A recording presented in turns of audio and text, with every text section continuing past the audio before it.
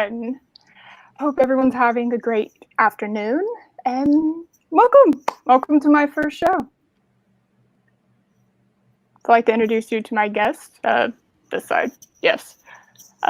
You might know him. I don't know. You might. I'm not sure, but this is Loki. He will be my guest for this show. How's everybody doing? All right, I'm going to go ahead and say hi to the chat. All right, this will take some getting used to. Hello, Sammy, Josh and Rebecca, Wayne Graves, Purple, Lori. Let's see, who else do we got in here? Problem being, I think I saw you bouncing back between TARDIS Zone and here. Two very good choices. I agree with your taste. Hello, sorry. Chef is already blaming you for something. I have no idea what you did, Loki. Oh yeah, Josh wants you to kick me. Let him do something first, and then I might kick him. We'll wait. We'll wait for that. Let's see. Chief Eddie, and of course Lori. Have to have Lori here. And hold on. There's like this awful delay that you. StreamYards has this like 8-second delay. It's a nightmare. Adega. Adega's here. Not Adiga. Adiga. Adega. Adiga. Adega. Adiga. We're just gonna have to get you like a giant like plaque in front of you every time you stream. The pronunciation like lights up, says Adega. Adiga. No. Stop. No, it's not. Let's see, who else do we have? Oh yeah, Kobold and Pudgy. Hi. Little Pudgy with little snack cart around for everybody. Yes. Yes, Purple. Adiga. Adiga. Adiga. Yeah. Does it not say that? I thought it said Adiga. Adiga. Adiga. Really? Adiga. Oh my god. Holy hell, Lethal Lightning's here? Lethal Lightning's here. Okay. Hi. Robert Pearson, the usual crowd. What's his face? McWhatnot, and still getting used to that name change, even though it happened like 2 months ago. Darth Haster? Haster. Okay. The goddess I share hearts. Damn it. Don't make me blush on my first stream. Okay. And if I missed anyone, I'm so sorry. I do not mean to miss anybody on my opening. But today we're going to discuss movies that are really good that have really shitty endings. like you were doing so good, champ, up until like that last like 2%, and then you just went and it just died, right? It's just a crime. Because I don't know about you, but it makes me far more angry when I'm enjoying a movie and it turns awful rather than it just being awful throughout. Like, give me consistency. Either give me all good or give me all bad, because I feel like I've just had the rug yanked out from underneath me. If it's just like I'm enjoying myself, it's good, solid, everything's perfect. I love the characters, I love the plot, I like, special effects, everything. It's great. And you did that amazing, routine, and like a gymnast, right? You did an amazing routine and you got to your last flip and you flipped and you face planted like on the mat. Yeah. It was like you went from like a 10 out of 10 to like a 2. 2, maybe, if you're lucky.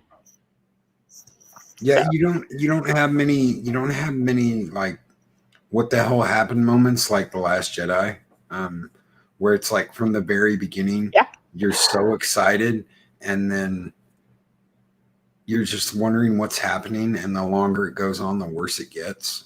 Mm-hmm. So if you get a movie that's really, really good that you really, really have enjoyed, and then they do that, Chef Zilla brings up a good one, the final act of Event Horizon. Yes. I really like that movie. I was so excited to see that movie in theaters. Horror, sci-fi. Yeah. Real quick. Hi, Jedi Bill. I'm sorry I missed you. Good luck on your little challenge. Lots of energy drinks. That's the secret. Because I've stayed up for 2 days straight before, and that's my secret. So we're rooting for you, Bill. Go for it. And then you're going to have to take a selfie with the hoodie. So FYI when you do it. And also, hello, Derek. I'm gonna highlight this. Matrix. Starry brings up Matrix Revelations. For me, and this will be. I'm thinking about covering this next week. Movies that killed franchises, just whole ideas that just killed it. I think the first Matrix was good, but especially the last one, it was like, oh, we did so good, and just they had some good parts in Reloaded. Even in Revelations, they had some good parts. It was just the majority of them. Both of those last two movies was, they tried to do everything they could with the CGI. It's definitely dated now. You watch that, and Keanu Reeves looks like a Gumby action figure. He almost looks rubber as he's whirling around doing the CGI stuff. But they were doing stuff nobody had done. So they were doing things that nobody had really tried to do yet. So I can give him a pass on that, even though it looks dated now. But there were story aspects of it that just completely and utterly sucked. I actually like the French guy in that, the guy that's like cussing in French, and he's like, "It's like wiping my ass with silk. I love you." I actually liked him in his life. I really did. And a lot of people were like, they were like totally wrong for the movie. And I'm like, no, dude, it's cool. He's like a rogue hacked program that does whatever he wants. It's cool. Yeah. Starry says they just couldn't reach out. Yeah, I agree. That'll be a topic I cover. You know what? I'm just going to go ahead and make that the topic for next week, is movies that killed franchises rather than just that. So remember that for next week, because we'll cover that next week. Lori brings up my least favorite movie of all time. Now, I do have to disagree with you. It's not the ending. It's when it starts. So once the production companies get out of the way, like from that very second onward, everything's wrong. So it's different for me, because I loathe that movie with that's my Last Jedi. There is a comic series, Dark Knight Returns, where he's an old man. He's an old man, and he's been retired, and he hasn't been the Batman in I think 20 years. I think he hadn't been the Batman. And he comes back into it, and I thought that's what they were going to do. When I saw the hobbled Bruce Wayne that hadn't left his home in all those years, I thought, okay, this is what they're setting up. It's going to be like Dark Knight Returns, where he comes back and he's just a badass, and that's not what they did. He came back and he got his ass whooped immediately, and yeah. Well, I'm not. No, I gotta cut that discussion. I'll spend we'll be here for hours. I'm talking hours if you want me to start breaking out with everything that's wrong in that movie. Because oh my god. Oh, hello. Hey, Mike. Thank you so much. Thank you so much, dude. Thank you. He was actually the first person I went live with. Yep, I remember that. Yep, I was on his podcast before that. No, don't worry about being late, by the way. No. I'm the goddess of chaos here, my dear. It's fine. As long as you enter with a dramatic entrance, you're okay, and you did. So, totally fine in my book. Let's see. Let's see. Checking to see the chat. Jupiter Ascending beats even Van Helsing as a worst movie. I never saw that. The commercials seemed interesting, but the second I learned that they made Sean Bean a bee furry, I was kind of like half bee or something. I was like, oh, what are you doing? What are you doing, movie? I think I don't know if it was based off anything, but man, I've heard some things about that movie. Not as many things as Cats. That was Something I think all of humanity would rather forget happened last year, just in general. Let me see. A movie for me that when I think of this topic, there's two real big ones. If anyone remembers Knowing, it's a Nicolas Cage movie. It's kind of a disaster flick. It's like a time capsule, and this child gets like this drawing, and it has a bunch of numbers on it. And some weird chick apparently went to that school that did it, and starts figuring out it's like longitude and latitude coordinates, and then I think what is it, longitude, latitude, and then like the number of people that died, and he starts like mapping all this out. Really, really, really interesting. Damn it. I knew I'd regret bringing cats up immediately, and I have regretted that. Oh, Jesus, no, do not, don't do that. Anyway, and so you're following this, the story of what's going to happen, because this is going to reach an end, because there's an ending. There's an end to the numbers, and it's like, oh, is he going to become whatever this thing is? And he ends up finding the chick that wrote those numbers down when she was a kid. I think if I remember that correctly, it's been a while. And then all of a sudden, it goes from kind of being this mystery, like you're on this journey with him, and it just it takes like this hard turn into what just happensville, and it becomes all of a sudden there's aliens, and like his kid and her kid are the new like Adam and Eve for this new planet. And oh yeah, by the way, everyone's gonna die from a solar flare that that's gonna wipe out the planet. By the way, everyone does die. You see the whole planet die.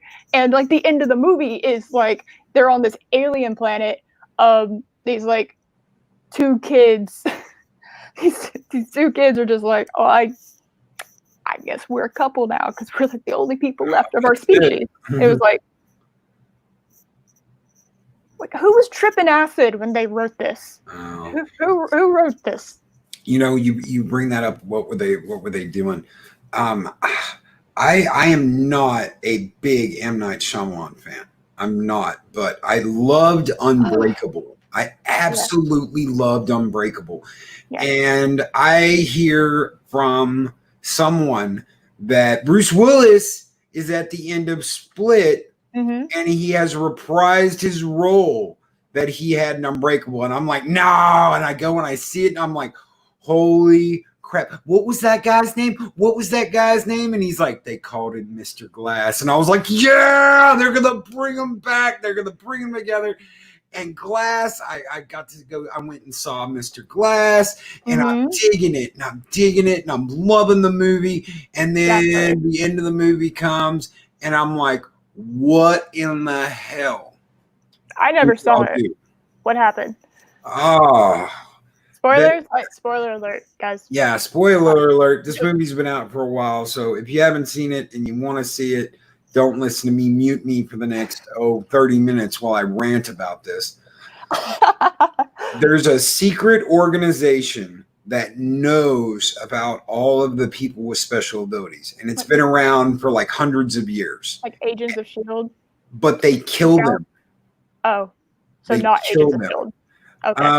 Basically, think of me and Adiga were just talking about the demigods and the gods in Greek mythology, right? Yeah. Mm-hmm. Okay. They found out that people had these super abilities, and they've been running around keeping them in check so they don't take over. So they don't take over the whole world. Okay, that could have been interesting. Yeah, but then they kill Bruce Willis's character. Yeah, and they kill the guy. I'm pretty sure they kill the guy from Split. I can't ever remember his name because he's got like 30 of them in the movie. Well, the really good actor. I can't remember what his name is either, but oh man, he's amazing. And Samuel L. Jackson's character, Mr. Glass, he survives, and it's like they send out this message at the end of the movie, letting the world know about people with super abilities. So So It's stupid. It's an M. Night Shyamalan. I tripped over my own feet at the end moment that he has in multiple franchises. No, This is why he probably never went back and did anything after Unbreakable in the first place. Oh. Because James McAvoy. McAvoy? McAvoy. I think so. He just trips over his own feet at the end. Thank you, chat. So and he makes some weird ass trippy acid movies anyway. Let's talk about plants that come alive and kill people. Oh, no thank you. I saw that one. Here we go. The Happening. Yes. Let me tell you something. They did not spend very much on that movie. No way. Because do you want to know what the thing is? Do you want to know what the thing is? Okay. So what we're gonna need a lot of shot of just wind moving grass and trees. Some close-ups too, but like that's the thing. And it's like even the explanation. First of all, the explanation came way too early in the movie. Like if you lose me, in a horror movie, it's usually an hour and a half. Hour and a half is 30 minutes, 30 minutes, 30 minutes. That's generally how it is. Sometimes it's a little bit more. Sometimes it's like 15 minutes at the end. But generally, hour and a half is a good horror movie time.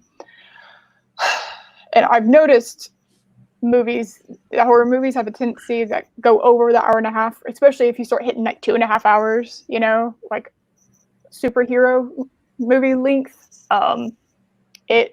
There's so much filler you can cut that you're just sitting there bored, but anyway, sorry.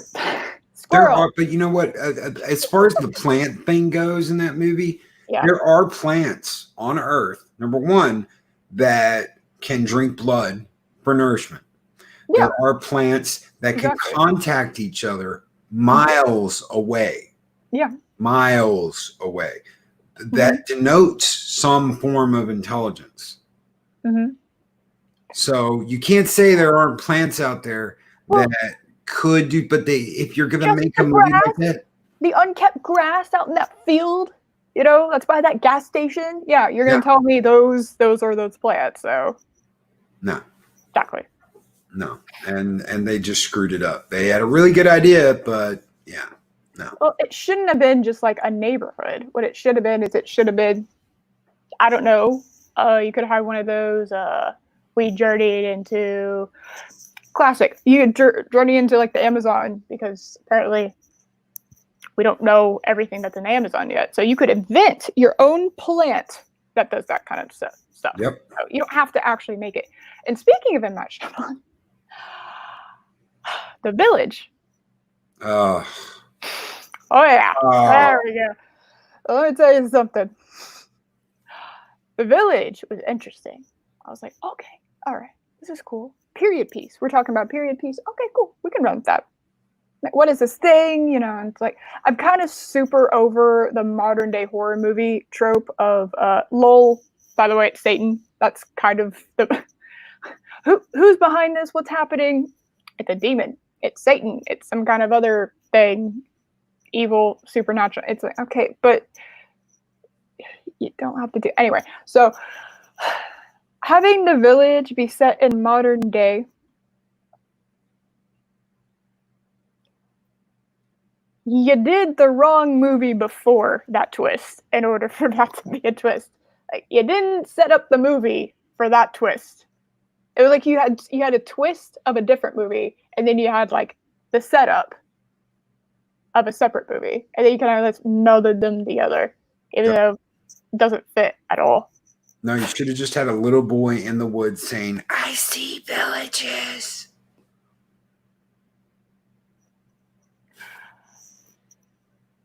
That might have actually been better. I'm not kidding. The ending of The Village was so awful. Jeez.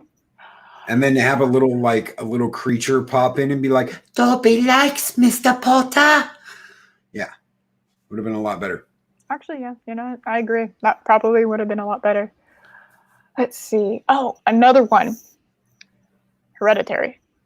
Oh, that movie. I never saw Hereditary. It's so good. It was especially if you watch the commercials, they use, so what they did with Hereditary was brilliant.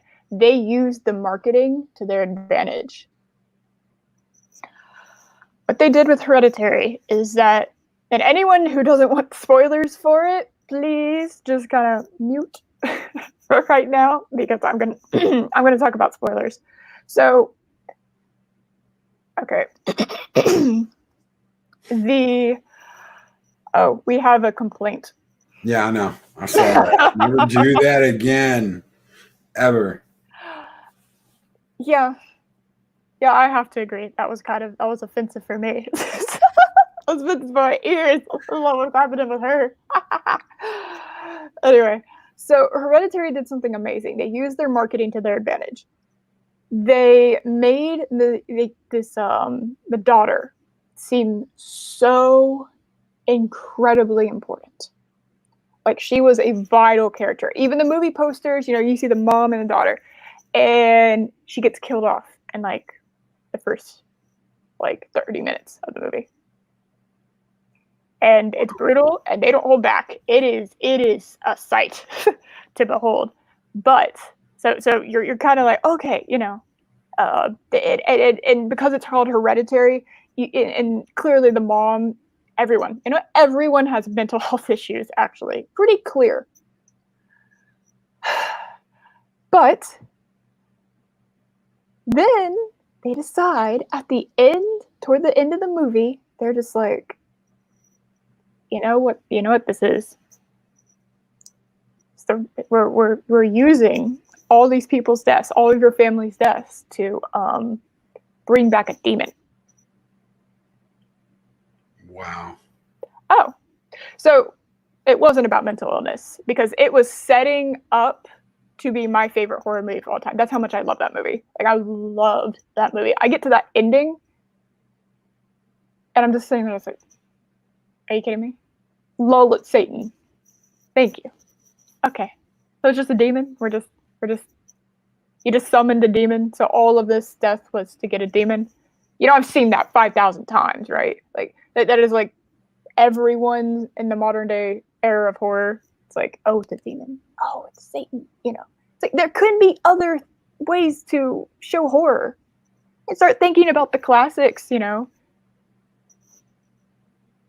did that with what was it? There was a Johnny Depp movie that was what it was all about, and the Seventh Seal, or it was something like that. I don't know that one. But basically, it was about these books, and once you had all three books, and you killed all these people, you could bring forth, a demon or Lucifer or something. It's completely stupid. The whole movie, the movie's good. Again, that's another one of the ones with the bad endings. Ninth Gate. Thank you, Cobalt and Pudgy. The Ninth Gate. Okay, I don't know this one, so you'll have to give me a little summary.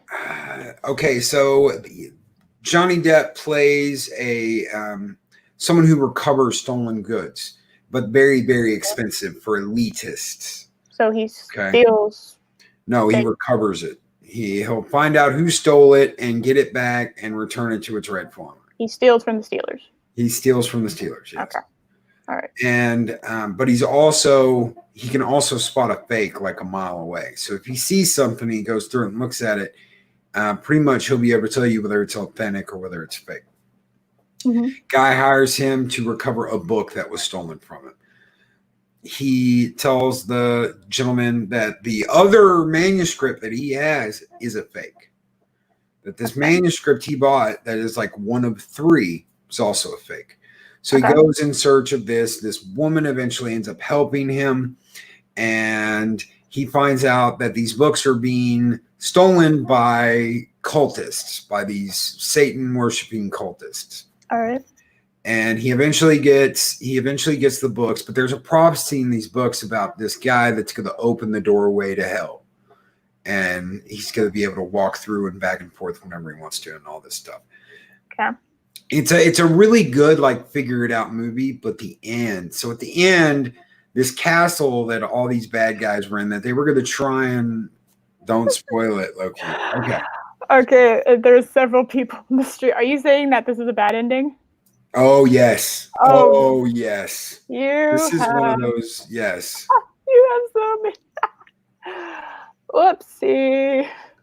I didn't like the ending. I won't ruin it. Okay. It's a really good movie. I just didn't like the ending. I don't mean to call you out. I just thought that was funny No. because I'm glad because it is a movie. If you haven't seen it, and you go, guys, watch Ninth Gate. It is one of Johnny Depp's good movies. It's not his normal bag of tricks. He's in okay. a completely different role here. I just I didn't like the ending. The ending to me was like, okay, so what? What I get what happened. It's all Mm-hmm. but it's just like, did he really do that? Did he need to do that? Did this? It's like, would you do that? Yeah, there's a lot of questions. There is a lot of questions, and you will love the movie. Wayne Graham said that too. You will love the Mm-hmm. Yeah. So, but yeah, it's one of those, and you got to kind of figure it out after that. What Okay. So it's different. It's just I didn't like it. No. I mean, there's a movie out there that it comes at night. Yes, I watch a lot of horror movies. So if you're ever wondering why I haven't seen some more well-known things, because I absolutely love horror movies. It's my favorite genre. So I've seen a ton of those, particularly the ones on Netflix. But I love that genre. But when I kind of, it comes at night, had a really bad marketing campaign. It wasn't like it was awful and no one knew about it. It was just not, it advertised that movie wrong. So it advertised it like a creature feature, like it's another one of these, oh, it's a dystopian end of the world, kind of how humans are adapting to that and what they've become, and isolation and all that kind of stuff. There's some kind of thing that's going to come get you, and that's how it was advertised. That's not what the movie's about. The movie is a more artsy horror movie, and just for anyone who's a fan of horror, the production. You ever see the production company A24? I think is what it's called. Those are artsy horror movies for the most part. So those are going to be the ones the critics really love, or if you like analyzing things and not just like going for a popcorn flick. It's kind of they're supposed to be deeper. I'll put it that way. Art versus Saw. Yeah. You can do or Stab, or I Know What You Did Last Summer. Yeah, exactly. It's more artsy. Now, see, I just want to see the cheerleaders get like cut in half and torn apart, and I want to see Jason wrap them up in a sleeping bag and beat the shit out of them against a tree. I laugh at that. I really do. Yeah, it's like, how's he going to do it this time? Jason. See, I have to, but when I go into those like artsy ones, I have to know those are artsy ones. Because if I don't know they're artsy, I'm going to be just disappointed with everybody else. But it advertised itself incorrectly, and people hated it because they were just like, "What is this? This is awful." Even when I went to go see it, I heard people walking out of the theater and they hated it. They were like, "That was awful." It was whatever. I loved it. I really loved that movie because I knew going in what it was, and I liked the ending a whole lot because of that. But if you were expecting to see some monster, that was not going to happen. So I totally get that. And Purple Lady says Freddy always was my favorite. Freddy was the only one that ever like gave me chill bumps ever. Jason, Michael Myers, all of them. That I laughed my ass off during those movies. It was just like, how's he going to get him? How's he get? But Freddy, Yeah, there were a couple ones that were funny, but the Mm-hmm. other ones were like, dude, he is messed up the shit he does, you know? Yeah. It I feel like Michael and Jason were very similar. Like one's in a neighborhood, like one's in a suburb, one's in a lake. Kind of similar, very similar kind of characters. Kind of like immortal. There's obviously differences, but they're similar. Freddy was like he talked. And know that sounds silly, but him talking and having that personality made him very different from those other two. Yes. And I love that. Like Freddy is also my favorite. So yes, I agree with you, Purple. Yeah, there was in one of those movies. I can't remember which one. I think it was Freddy's Dead, The Final Nightmare. It was something crap like that. Right. He's sitting there and he's got one of the kids in a Nintendo game. And he's, sitting there playing, and someone runs in and grabs it and pulls it out. He's like, oh, and he's banging on the door. Yeah. And they're like, screw you. And he lifts his hand up, and he's got the old Nintendo Power Glove on. And he's like, you forgot the Power Glove. Ah! And he's like, starts smashing the guy to death. Oh, it was moments like that you laughed your ass off at Freddy. But you got to think Freddy did some evil shit before he became Freddy. Yeah, like it wasn't like Jason, where Jason was getting revenge for drowning in a lake. No, he was a yeah. Yeah, he was one of those. And yeah, I'm not even sure if I can say that without YouTube nuking me off the planet. Yeah, I wouldn't. So I'm not risking that. So. Mm-hmm. All right. Oh, we took a turn. I'll have to do off the rails.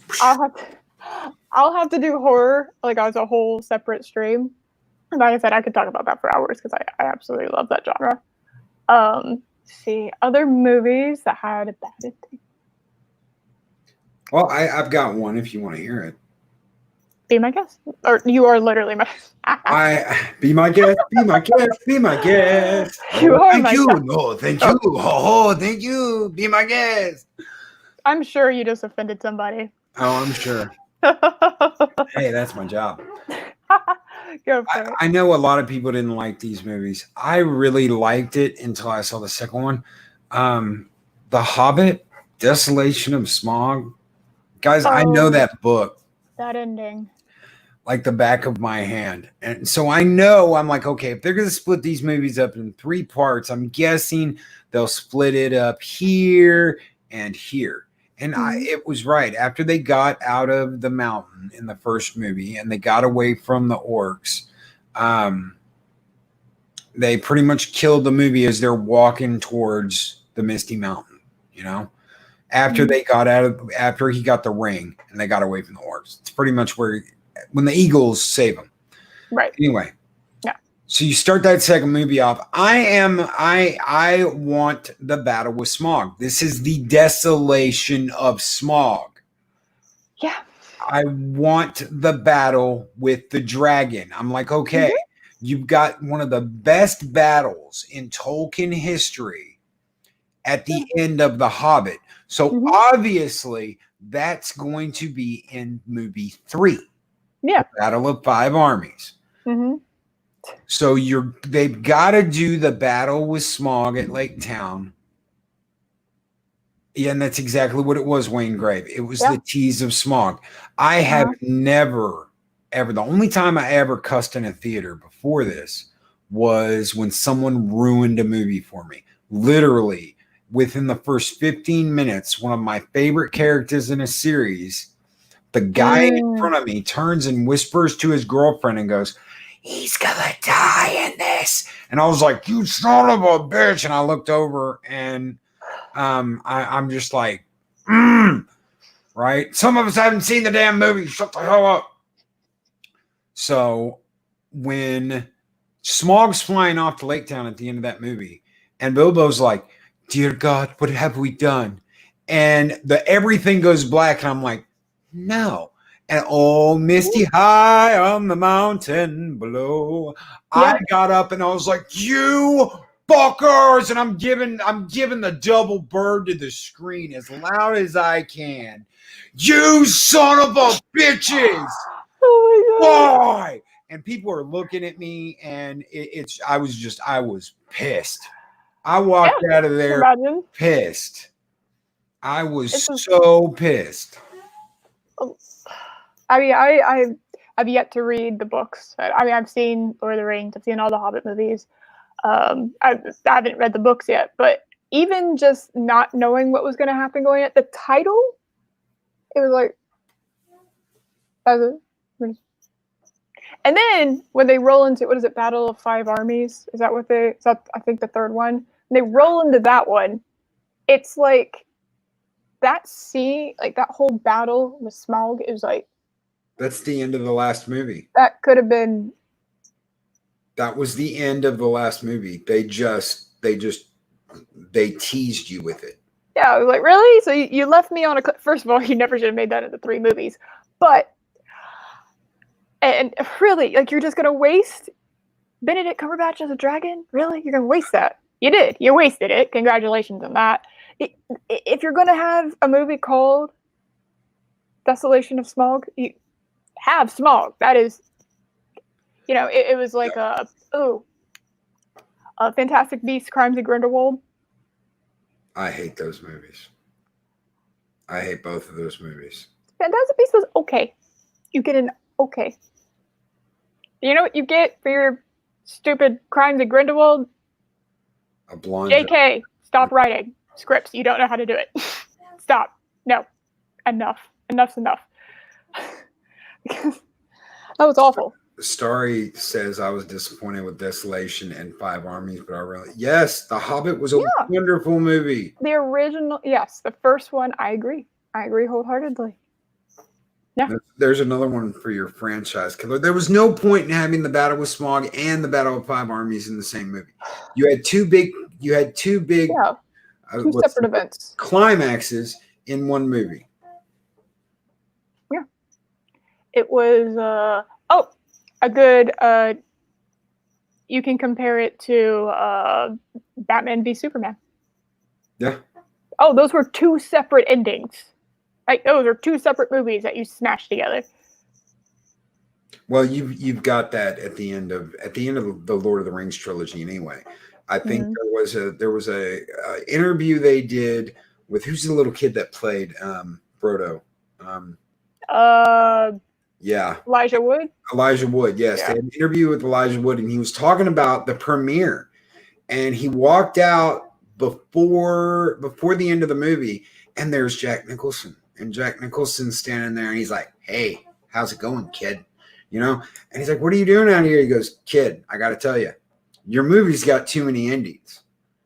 And he's like, what do you mean? And he's like, you got the ending after the battle. And then you got the ending after the wedding. And then you got the ending after this. And then you got the ending of Bilbo going down to the docks. Your movie has too many endings.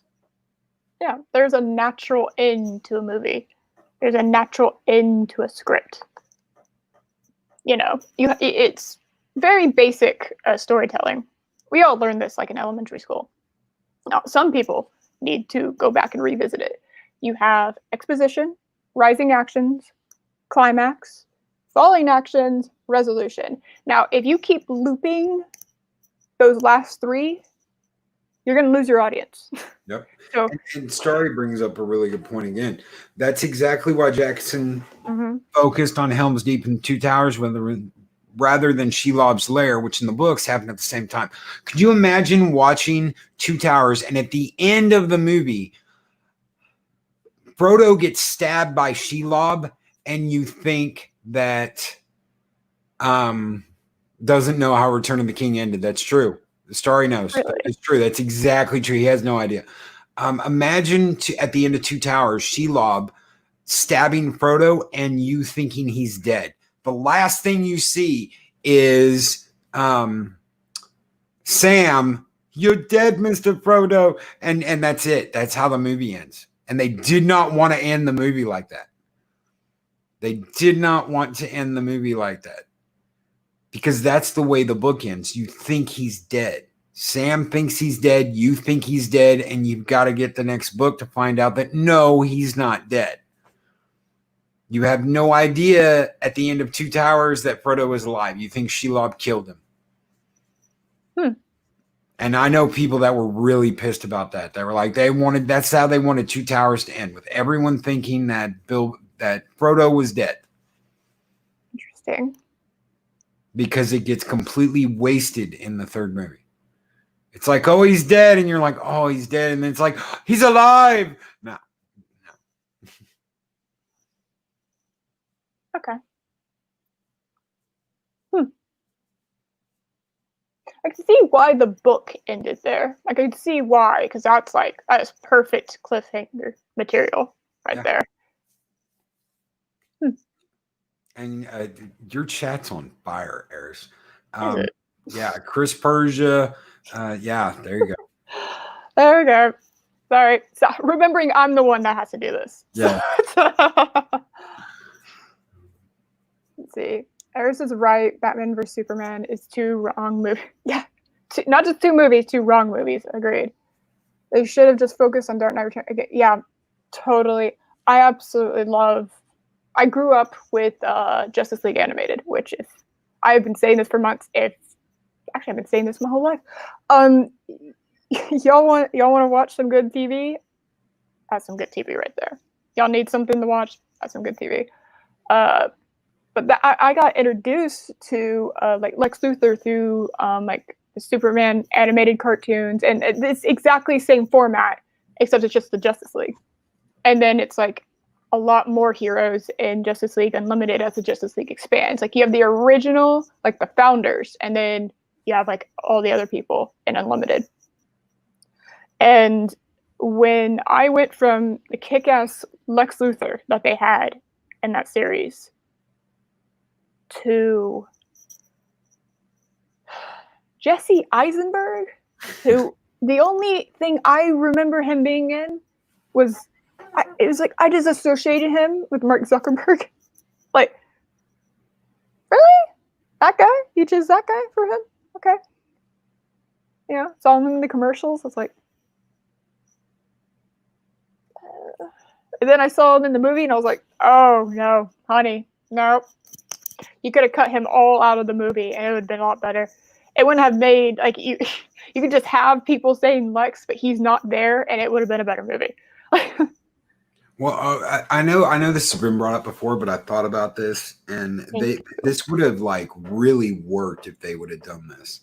Mm-hmm. If at the end of the movie, like, okay, at the very beginning of the movie, you see like some kind of news report, like having just appeared for the first time in like 10 years out of seclusion, Lex Luthor is back at Luthor Corp. Like no one's seen him. No one's seen him in like 10 years. He's been in the corporate office. No one ever sees him. No one ever talks to him. And then at the end of the movie, you find out that it's not really Lex. Lex is like under guard and has a whole bunch of people watching over him. And that's Edward Nygma.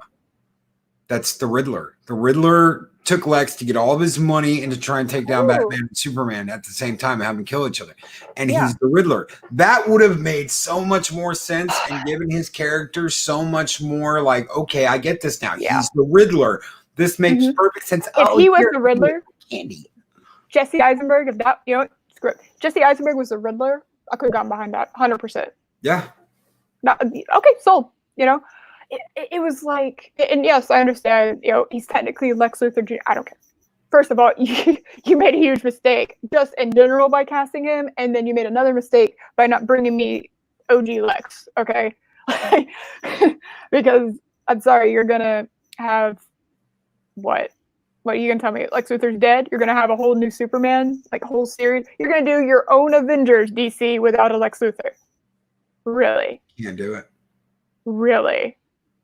No, because Lex could have been DC's version of Loki.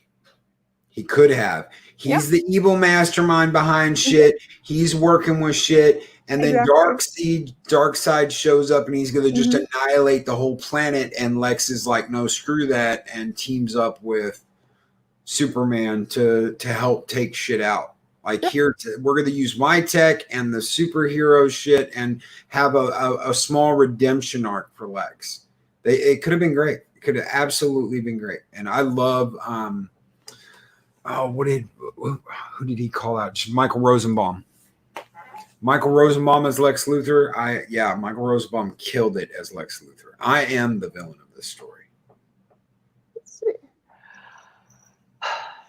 Yes, I agree. 100%. I agree with this. Especially Bruce Timm. 100%. I do agree. My God. Well, when I was comparing the Batman v Superman movie to was, I don't know if y'all remember it. It was the Superman versus Batman animated series movie. That's a throwback. Really throwback. And they're being introduced to each other. So they're introduced to each other first through, Batman and Superman. And then they meet each other, kind of similar in a way to how this movie went. Then they were introduced to each other as Clark Kent and Bruce Wayne. Yep. And Bruce Wayne goes after Lois Lane. So that was cool. That was the whole thing. Yeah, and I remember the whole when he calls him Bruce for the first time. Mm-hmm. Oh, so Bruce Wayne, and he's like, "Oh, you peaked." And then Batman, he's out at dinner with I think Lois, and Batman's sitting there with his binoculars watching him, and you're like, "Yeah," and he's like smiling, like, "Ah, I see who you are, you bastard." Yeah. Yeah. Yeah. Absolutely awesome. The way they played, that was perfect. And they just ruined it. They're just like, No, they screwed it up. They did. And what was great about that movie was it had not just Lex Luthor, it had the Joker in it too. And that was my first introduction to Harley Quinn, by the way. And I love her. There's a line, one of the it's a really dark line. And I was a kid, like I'm talking elementary school when I watched this. I had the VHS of this and I was watching it on there. That's how long ago this was. And Harley Quinn, Joker goes down and is presumably dead, probably not, but presumably.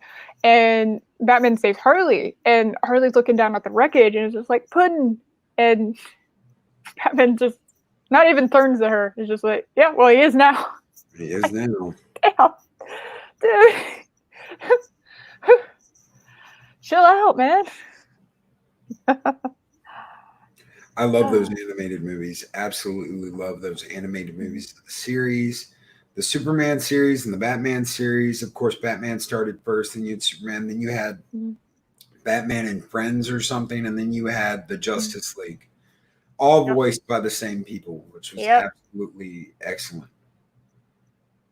Absolutely excellent. He told a joke, and it was dark. That was dark. Dark joke.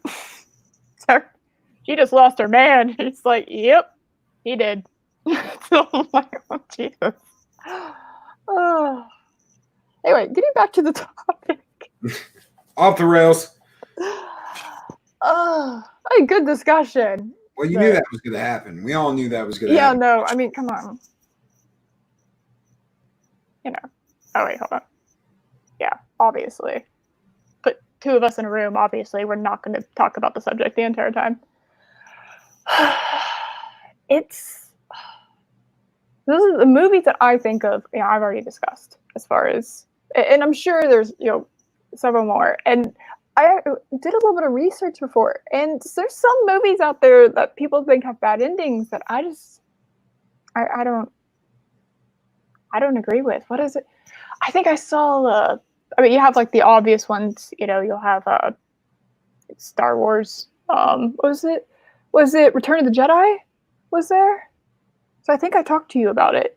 It was like Return of the Jedi was listed on this list of movies with awful endings. I was like, I guess now, because now you have to imagine the Emperor, surfing a chunk of the Death Star.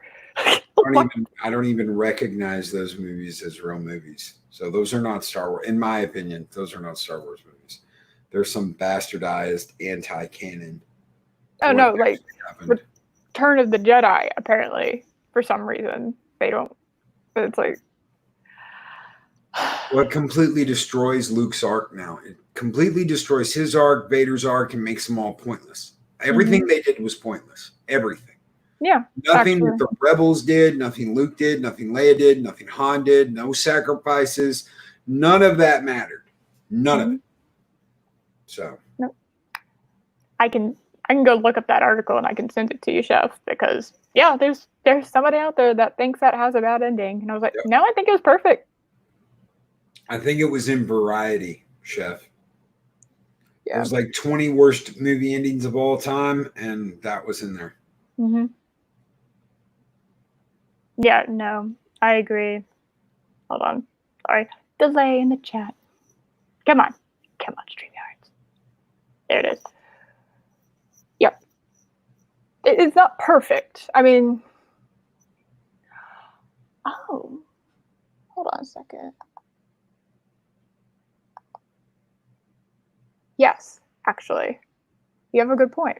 Yep. Yeah. Very good point. I didn't like the end of one. The third act in that I didn't like. Oh my god. Don't get me started. I love that movie. Because Wonder Woman was my childhood hero. Growing up, like that was my hero. I love her.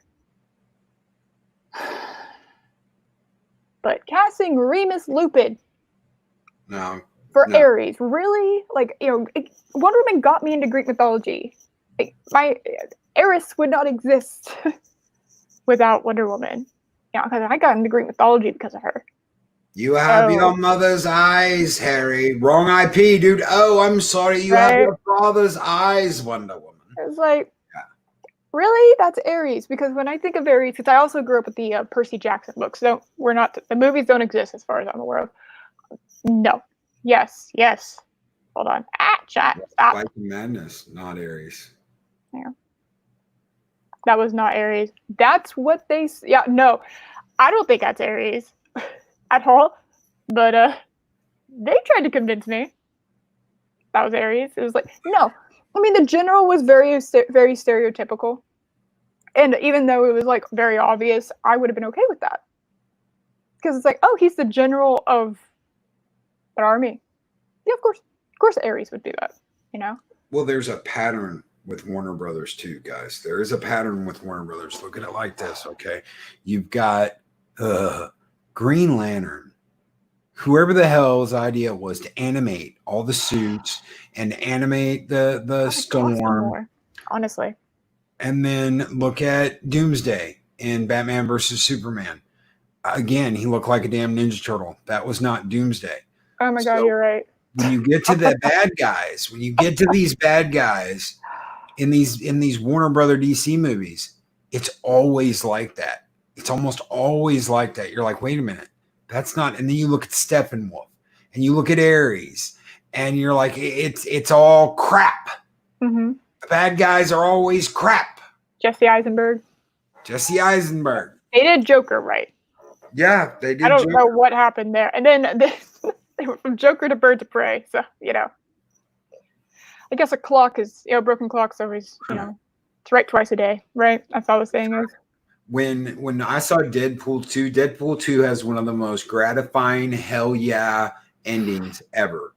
When he goes back in time. Yeah, when he goes back in time and he kills himself reading because the smile on his face when he sits down, he's like, oh, Green Lantern, and he's like, and he opens the script and then boom, his brains are gone. Yeah. And I'm like, yes. Oh, yeah, I was yelling in the theater. I was just like, yes, thank you. And the Wolverine ending when he kills the fake Deadpool, not the real Deadpool, but the sewn up mouth Deadpool. Yeah. Yes. No, that was the worst thing they could do. Why would you ever? Deadpool. All right, whether you like him or you hate him, I don't care. Why would you ever sew Deadpool's mouth shut? Why? That's like removing Wolverine's claws. Is he the character anymore because you did that? Not really. Not the same character. Like, yeah, he's still kind of there. Kind of looks like him. Less so, obviously, with that version of Deadpool. But oh my god. Oh, I saw this one. Yeah. I am so sorry because I know that's one of your favorite characters, Purple. I didn't even see. I saw the one with was it Jessica Alba? That was what I did. Yep. That was the one I watched. I didn't see the last one. I didn't see this thing. I saw, what is it? This is back when I watched CinemaSins a long time ago. No, I don't do that anymore, Josh and Rebecca. Don't give me shit for it. Do not give me shit for that. When I saw, because I didn't want to watch the movie, I'd heard so many awful things about it. I just wanted to watch a review, so I watched the review, and it was just like, not even really listening to what they were saying in the video at the review part. It was just like, so you're telling me that you spent the entire movie giving me exposition until the last 10 minutes and you didn't even give me a fight scene? Not really? Does that count as a fight scene? I don't really think. Like, oh, they're on another planet for some reason? It's like, I don't know much about Fantastic Four. You know, I grew up, I was a DC comic girl. Like, I that was my realm.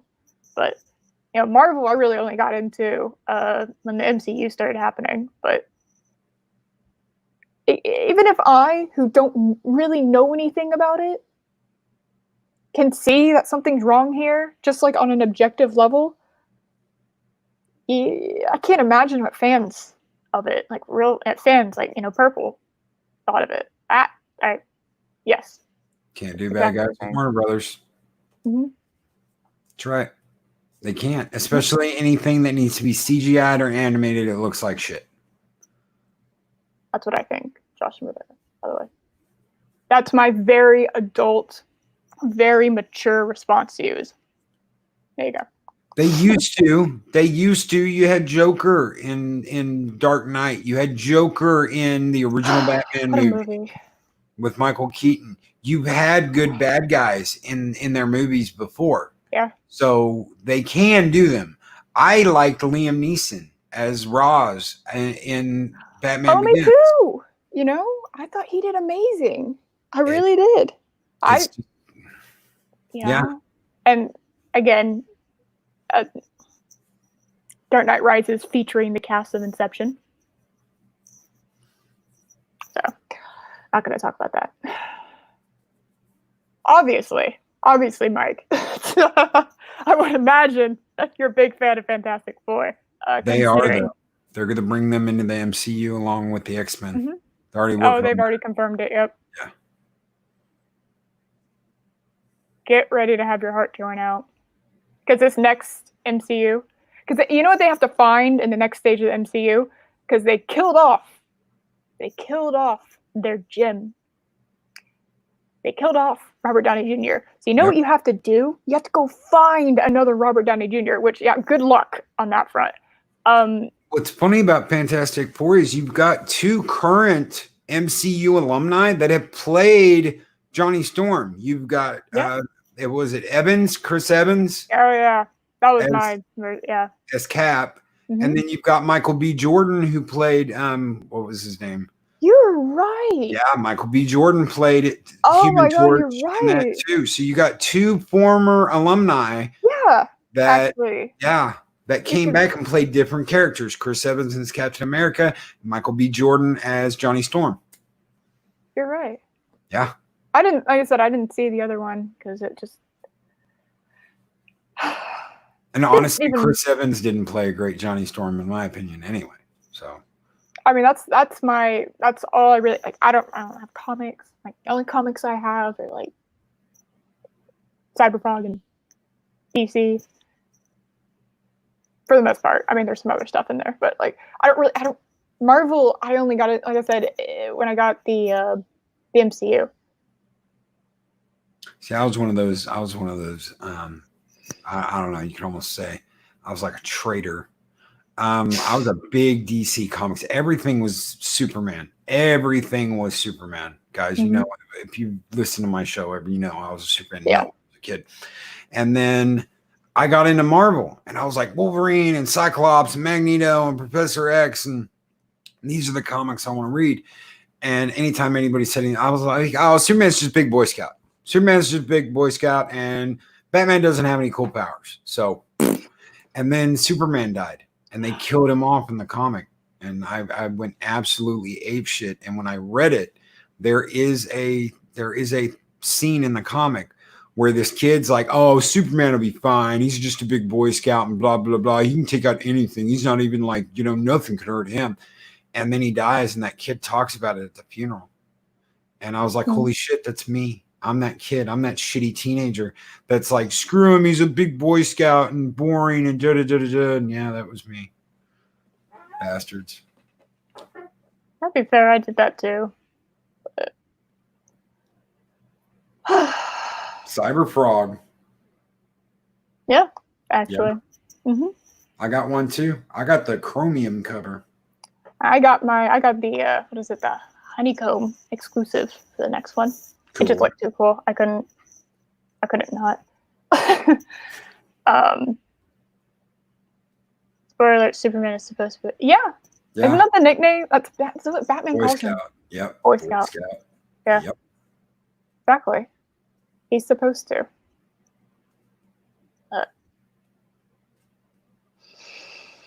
I have a lot more respect for that now than I did then. Then I was like, a teenager, and I was like, claws and laser beams coming out of your eyes and all kinds of shit like that. Oh yeah, he did have laser beams coming out of his eyes. Edgelord Loki.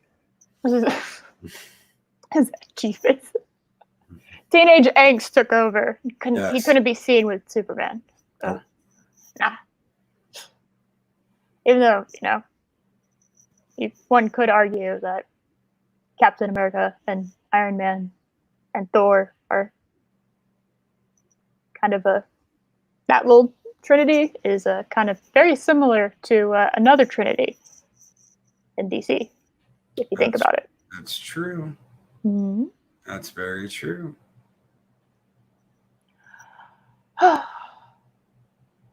So, honestly, I'm out of movies. I'm out of movies. I'm out of movies too. I was looking around my room right now and trying to get inspiration. And unfortunately, I only have good movies up on my walls. So I can't find anything there because I only like good things, Oh, so it's raining. So fun fact there. It's raining. So if you start hearing something in the background, that sounds like rain because I'm by a window. Anyway, so yeah, we're very out of movies because now I'm talking about the weather, which is. Oh yeah, we've gone off the cliff now. The tires are burning, and we're off the cliff. Oh my God, Starry, you beautiful genius. Okay.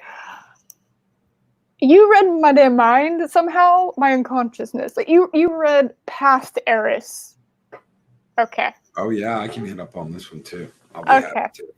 I've gone through different phases of what I think about this ending. Now, specifically, are you talking about the book or the movie? Because those are two very different things. Yes. Squirrel. Yes. Well, see, I have this fun thing called ADHD. So prepare for lots of this. This will happen. Anyone who's talked to me for any amount of time at all will know that I jump from topic to topic. I'll actually forget that I'm talking about something, get reminded of something else mid-sentence, and start talking about, like how I just did. There's a demonstration. Yes. No, I have to say him and Robert Downey Jr. are my two favorite because Robert Downey Jr. is Iron Man, is Tony Stark.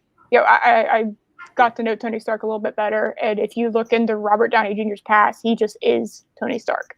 Yep, and that's why when they cast him, when they cast him, I was like, oh, this is perfect.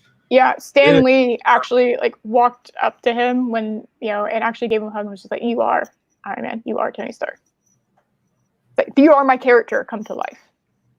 It must be a trip to like create something, years ago, and then you meet someone who's literally that person in real life. Like, not just good at playing or acting, but also that. Okay, hold on a second. Sorry. The movie being different from the. Okay. All right. That's what I was waiting for. So. Would you like some brains? All right. I've gone through different phases of this. I'll tell you my original opinion because I read the book and I've watched the movie. I've seen, obviously, Silence of the Lambs is my second favorite movie of all time. And the Hannibal Lecter, like there's 4 books, fun fact. Hannibal Rising, Red Dragon. Yes, I'm saying them in order, not when they were written. Hannibal Rising is a prequel, even though it was the last one written. So Hannibal Rising, Red Dragon, Silence of the Lambs, and Hannibal. That's my favorite book series of all time. But I can't admit that there are things that are wrong with it. And I'll get to that here in a second. Now, I read Hannibal before I watched the movie. So I was expecting, and spoiler alert, I guess. Yeah, big spoiler alert if you don't know, because it doesn't go down that way in the movie. Yeah. In the books, Hannibal and Clarice, they hook up. Mm-hmm. Like, and I'm talking, like, they are together. Like, they are a couple. Eating brains together. Yeah. But she basically becomes the female Hannibal Lecter. He turns her to the dark side, basically. Yep. And I liked that ending when I was younger. It's romantic. I read it. Yeah, it's one of those romantic, she goes off with the... Yeah. Yeah. Now, in the movie, they handcuffed, and not as anyway, it's not a delightful position at all for either one of them because it actually just looks painful. Like, they were in pain filming it because it's like the arm position is very unnatural. To a fridge. It's not. There's no one's enjoying this. I don't think anyone was enjoying it. But what ended up happening was he kissed her and she rejected him. She didn't do what he wanted. They don't end up as a couple at the end. Do you think they were afraid to do that? Because I thought that at the time when I first saw that, I was like, "Oh no, you didn't. You didn't say this." It was hard for me to accept it because I'm one of those. I want it. If you're going to use an IP and you're going to change if it's a book, I want you to take that book and just make it literally into the movie version. Like, I don't want you changing things. I'm very much, like, stick to the book. Yeah. Okay. Now, again, I've had, there was a point in my life where, when I saw the movie, I threw my shoes at the screen. Yeah. Okay. Yeah. I was that angry. I took off my shoes, like, chucked it, and then, when the credits started rolling, chuck the other one. I was so angry. I missed. Very much so missed. And they were flat, so there was no damage done. But I was just like, are you kidding me? Really? Because I was expecting that. Now, I think it would have been weird for all of us to experience Julianne Moore and Anthony Hopkins hooking up. I don't know, as a society, if we could have handled that. But it made me mad because of that. Now that I'm older, I've rewatched it and reread it. I actually like the movie ending more. Do you think you could have handled Anthony Hopkins and Jodie Foster? No. I don't know. I see Anthony in my brain. Anthony Hopkins is like so far. He's like above us, right? I don't know. There's something about he's just like this. He's like royalty almost. and it's weird for me to like. I could read it, I couldn't watch it. Yeah, that makes sense. yeah. I could read it, I couldn't watch Anthony. It's not Anthony Hopkins in the book. Yeah, Anthony Hopkins it's played not. the character from the book. Exactly. He actually has maroon eyes. Fun fact. If you're ever wondering why in the poster, Clarice has maroon eyes, that's because of that. Fun fact.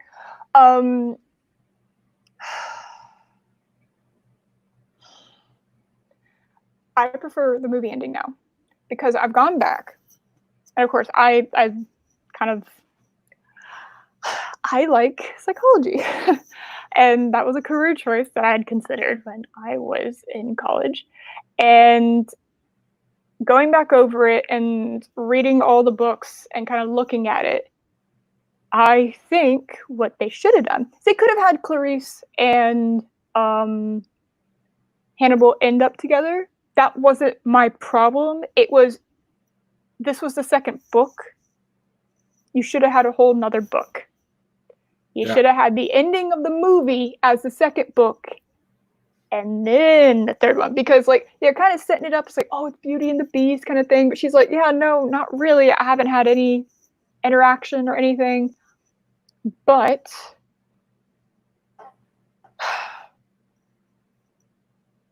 it was just like it was so quick, you know.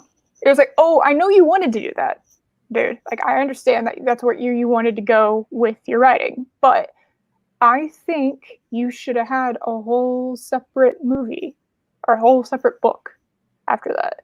You should have ended it on her rejecting him. Because in the first one, it's kind of cat and mouse. That's very much what their relationship was cat and mouse. So if you just have the cat get the mouse like almost immediately, instead of her like, oh, he opened her mind or whatever to the possibilities, and maybe, it's like, oh, well, the police are here. Oh, my colleagues are here.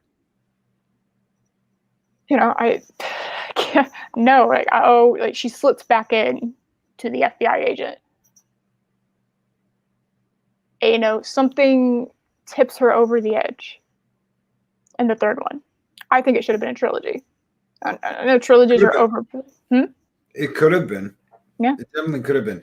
As long as if she rejected him at the end of the second, and as she goes along her career, realizes that maybe she didn't make the right choice. Maybe something more. Maybe what are the possibilities in her mind's constantly messing with that, and then something triggers that, all that. Yeah, I totally see that. Yeah, it would have been it would have been a more slow burn because it just felt rushed. Going back and reading it, it's just like her character takes such a turn in the book. The character was actually, and this is, pretty interesting. You don't see this very often, where the creator of an IP didn't do it as well as someone else who took that IP and did their own thing. It's kind of unusual. Usually the person who the creator is considered, they're all, they know what's going on. Like they know everything about the character. They know what's right for them. They know what's not right for them. But in this case, he rushed it, in my opinion. And the movie actually stays more consistent with her character because it does take a turn. It's like she's very kind of more on point. And you do get more of her, what's going on with her psychologically, obviously in the book because it's a book. You can't always hear her thoughts in the movie because then you get the dreaded narration that's just expositing everywhere. Well, you know what? You've got a really good point because if he fed her without her permission, some of that brain, exactly. You've got her in that third movie, and she's like, walking in a restaurant or something and sees someone with a fry skillet cooking something, and it makes her. It's like she's, it's like nagging her. It's not a constant attack by that, but it's like some nagging thing.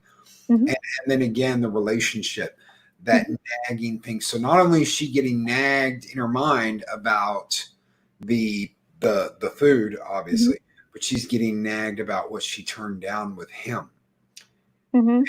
He was in the books, he was a very flamboyant character. He wasn't like, but he was extremely intelligent too. That man was like, whoa. Yeah.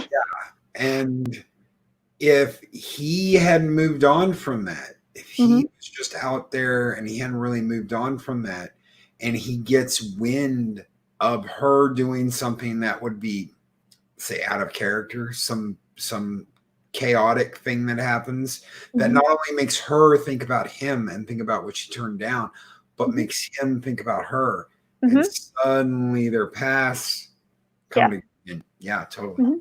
I totally see that. Exactly. It set. It's like you could pull pieces, not as much, harassment, which kind of was what was happening, to her. But it was like, imagine instead of all the, like I said, harassment that she got, which I guess technically was harassment, that she got because he talked to her. How about that just kind of starts the suspicions, right? That they're a thing, right? Just kind of sort of, he wouldn't talk to anybody else, and he totally bit off that woman's face, and so why is he talking to her? It kind of, and then the Buffalo Bill thing happens, and it kind of just silences, and she gets into, she graduates and is able to become an FBI agent and whatnot, and then it's not so much all that really heavy teasing at the beginning, where she, it's like, oh, y'all thing, that why he has a thing for you. Is that okay? Instead of that, put that in the third one, because then all of a sudden it's like, we're kind of alone together in the house, and there was would have been better. Would have been better than I think so too. Exactly. I hadn't thought about that. As long as they kept that dynamic, because that's what. Oh yeah, no. Like I said, was really interesting was the relationship dynamic. Was her becoming, her going from, this very innocent, very just goody two shoes to the female. That's a jump. That's a massive character thing, and you can't rush that. No, and you really can't, because you do a disservice to what you're doing. So I think a third, exactly what Star says, exploring their side of the relationship more. Yeah, agreed, exactly, 100%. I do not. It went from. That's why I had to explain so much, because I've gone from two very different viewpoints of it. He also, as a character, I think they needed to reel him back a little bit too. I don't think they did him. I think he became too almost inhuman in the books. I think it was like, I can. One of the best parts of Silence of the Lambs in the book and the movie is when she tricks him, because that's very important. You think he would have had any interest in her if she wasn't able to do that? No, not at all. If you, knowing more and more and reading it, I love that character. Hannibal Lecter as a character, fascinating, absolutely fascinating. If you kind of look at everything, the people he talks to and gets kind of closer to are the people who are able to trick him, because that's something he's not used to. He's used to knowing everything. He's like, I can read everybody, whatever. And when she tricks him, it's like, all right, okay, all right, I underestimated you. Okay, fine, cool, okay. And that starts it. That starts that whole thing, just because she's able to do that. And I've seen a few comments on it. It's like, not understanding that part. It's like, why did she do it?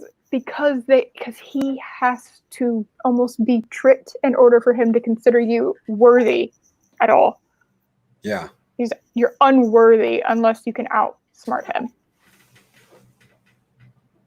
And because you'll notice it really, really, you'll notice that she, like their interactions change. Not drastically, but just enough that it's like how he interacts with her is so different. And if they would have just explained, they just waited on the relationship thing. Like, cool, totally cool with the, totally cool with them, hooking up. I have no problem with that. That was a pretty, I thought, clear conclusion that was going to go in. But for them, kind of jump the gun a little bit, jump the shark, just do it immediately. No. Yes. Very, very long answer to your question, Starry. But yes, that's yeah.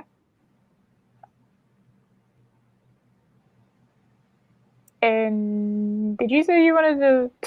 I know I went on for like 15 minutes. Did you want to comment on that? About the Hannibal movies? Yeah. I did while you were talking. No, I'm okay. good. That was okay. It gave me a new opinion. See, guys, this is why this is awesome right here. Is I would have completely argued with her about that until she explained what she was talking about, and I thought about it because I love the idea of Clarice going off with Hannibal. Mm-hmm. I love that idea. But if they had extended the time, see, that's the difference. Mm-hmm. Some people are like, "Oh no, she should have never done that." Nope. I don't have a problem with that. And the way you talk about extending it into a third book, yeah, if I could totally see her saying, "Nope, ain't gonna do it," and then in the third book, conditions arise that make her realize what she wants and make him yearn for her, and their paths converge again. Yes. And honestly, if you want my opinion of what the big event should be, it needs to be the death of her father, I think. Yeah. Or no, not the death of her father, the death of, like the anniversary of her father's death or something. Something to do with her father. Sorry, totally forgot. He's already dead. My bad. Or the death, like the death of Crawford or somebody. It needs to be somebody connected to. Well, you know what could even be better than that? What? You have or her roommate or something. No. What? You have someone killing FBI agents, and they think it's Hannibal.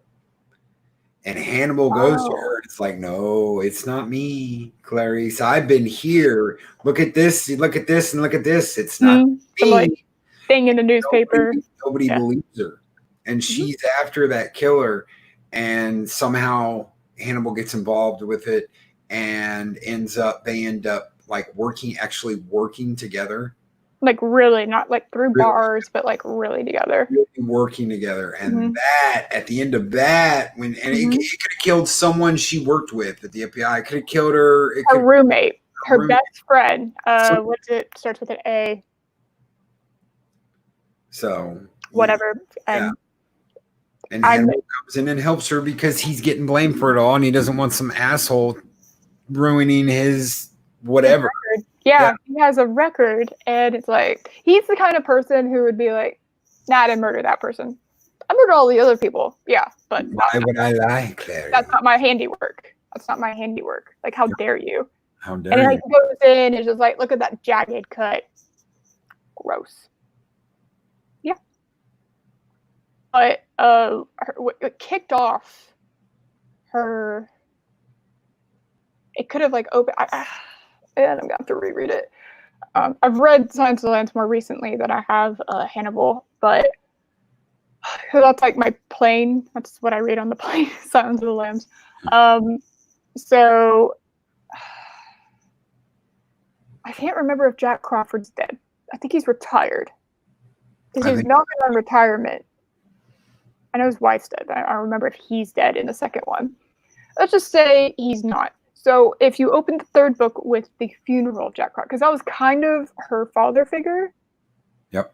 Her father, being into law enforcement, actually caused her to end up getting into law enforcement. That was her kickoff into it. So if you start the third book off with the death of her second father figure in law enforcement. Yeah, you could. The funeral. Just not him dying, just the funeral. And he's one of the people that killer kills. That could totally work. Mm-hmm. She wants on it and they don't want to let her have it. And then the more and more it goes on, the more they don't want her to have anything to do with it. And she's being left out. And that's why she goes ahead and you're like, all right, I'll team up with your ass to get this some bitch doing this.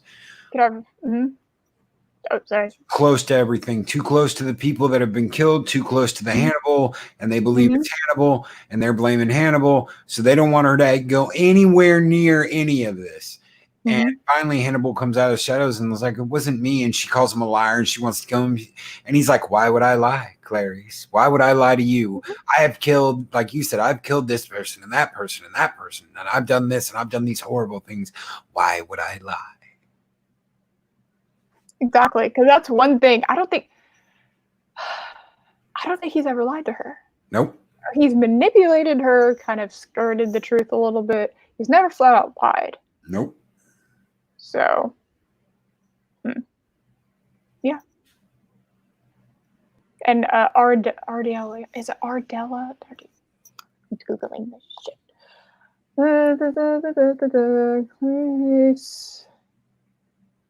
Clarice, darling, best friend. Ask Starry, there's a script here. All right. Give me what? Oh, yes. I love coming up with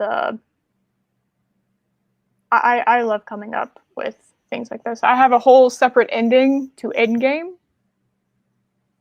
that actually completes Loki's arc, because they didn't complete it at all. No, they didn't. I know you and I disagree with that on that, but hold on a second. I'm trying to figure out what is it.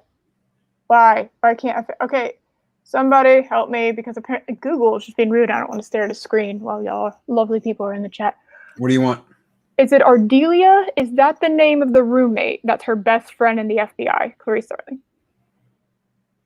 I think it's Ardelia. I'm not 100% sure. So, anybody, do me a favor. So I'm not just staring at my tab.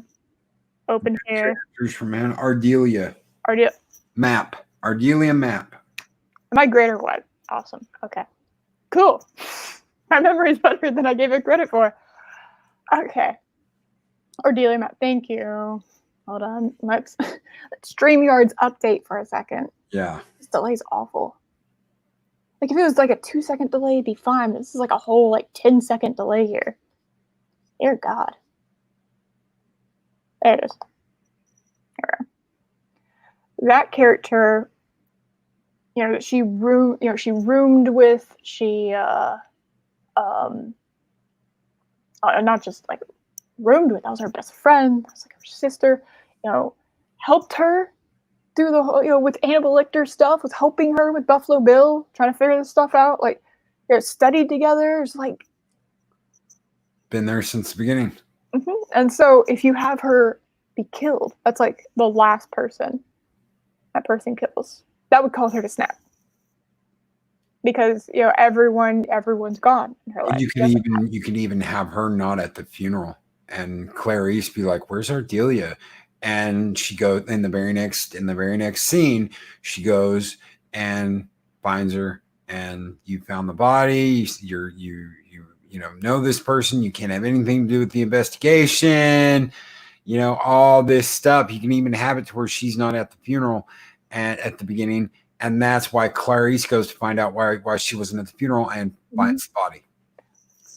I was thinking like more towards the end because she needs a snap. There needs to be a snapping point. So it's like Jack Crawford's death would be the beginning. That'd be your first death. Final snap. And the final snap is her dying. There you go. And it would not be pretty. Like it would be awful.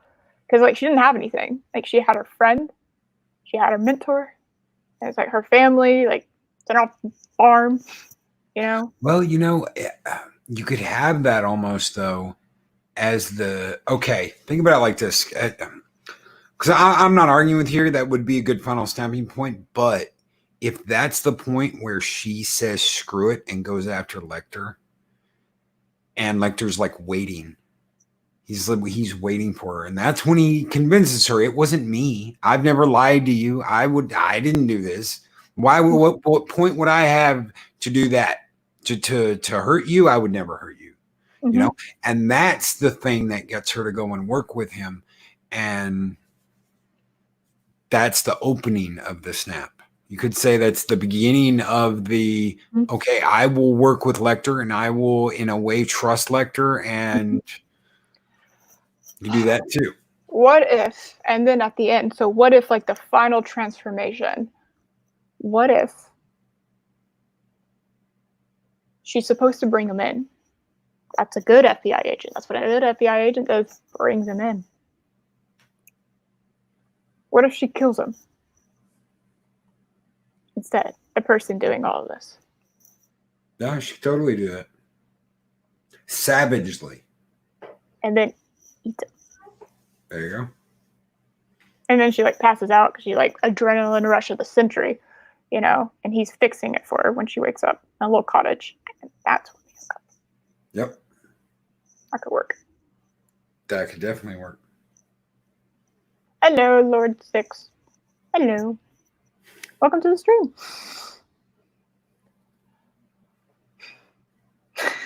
And you immediately have a much better ending than they had in the last movie, in Hannibal.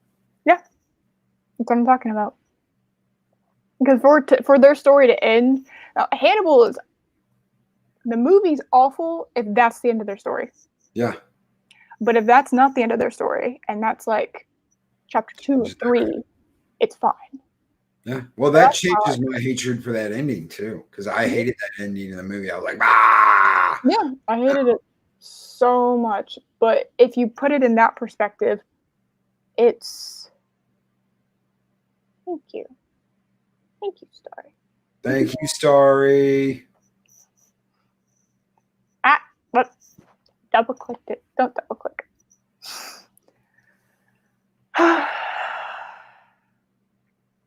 It's that fixes it, in my opinion. Yep, I totally see that. That makes Hannibal a much easier watch. I don't think I've watched that movie since it came out. I may have watched it a second time, but it's just not. I don't like the ending. But again, like you said, change it, change the dynamic, add a whole nother movie, whole nother story. Makes a lot more sense. It's a lot more easy to digest. Okay, they didn't do it in 2 books. They did it in 3 movies. Exactly. Now, because I said I have a whole nother. This is what I like doing. Thank you, Claude Time. Thank you, Mike. Really appreciate that. Thank you. Okay, because I teased it, I'm gonna go ahead and say what my ending is for the character of Loki. Now, I already have a problem with Infinity War's beginning because I think that should have been at the end of Ragnarok. Like, I know they wanted to keep the movie light because I do love Ragnarok. You have to watch it as a comedy. You cannot watch it like with Norse. It did with Hela and how they did messes up all the Norseness of that movie.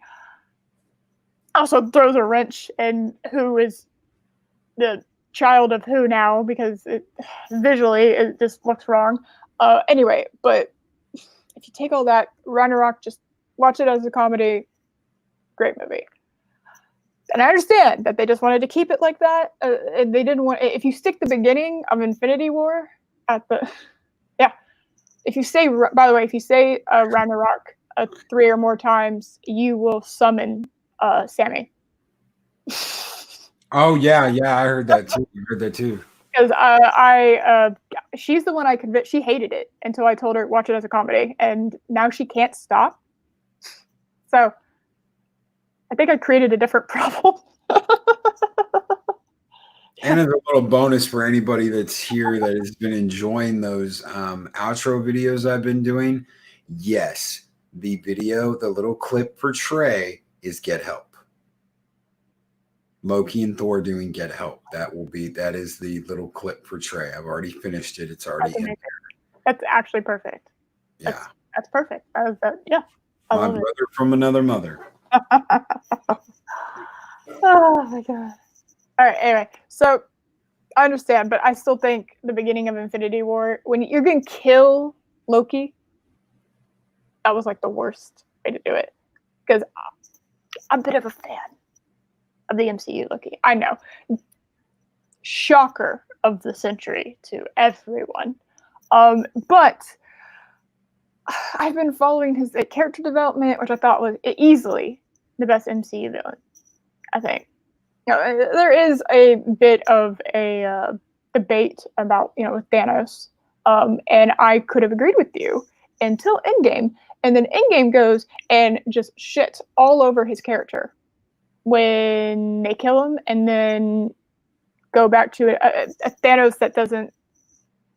There's no emotional anything with that Thanos. That Thanos didn't do any of the stuff this other Thanos did. This is like much younger, if they would have thought the one that they had actually done the snap, if that would have been the one, it would have been better. But anyway. Well, here's what I want to know. Here's what I want to know about that. What? We see Loki get the Tesseract and disappear. He portals out in Endgame, right? Mm-hmm. Did that Loki experience everything that the other Loki experienced? No. That is okay. Do you know what that Loki is? That's the Loki that they're taking in to, like, they're about to muzzle him and handcuff him. That is Avengers. That is right after Avengers Loki. So while everyone else is getting shawarma, that's the Avengers Loki. He hasn't gone through Frigga's death. No, I know, but that's the thing. Did they just wipe out everything that happened with Thor and Loki? They wiped out that whole timeline. That timeline. No, I'm sorry. That timeline still exists. It just doesn't exist. Oh my god! Never put time travel in your movies. No, and that's the thing. That's the thing. I was okay. If he escaped and he never pointed that one guy down the hallway, then number one, their mother might be alive.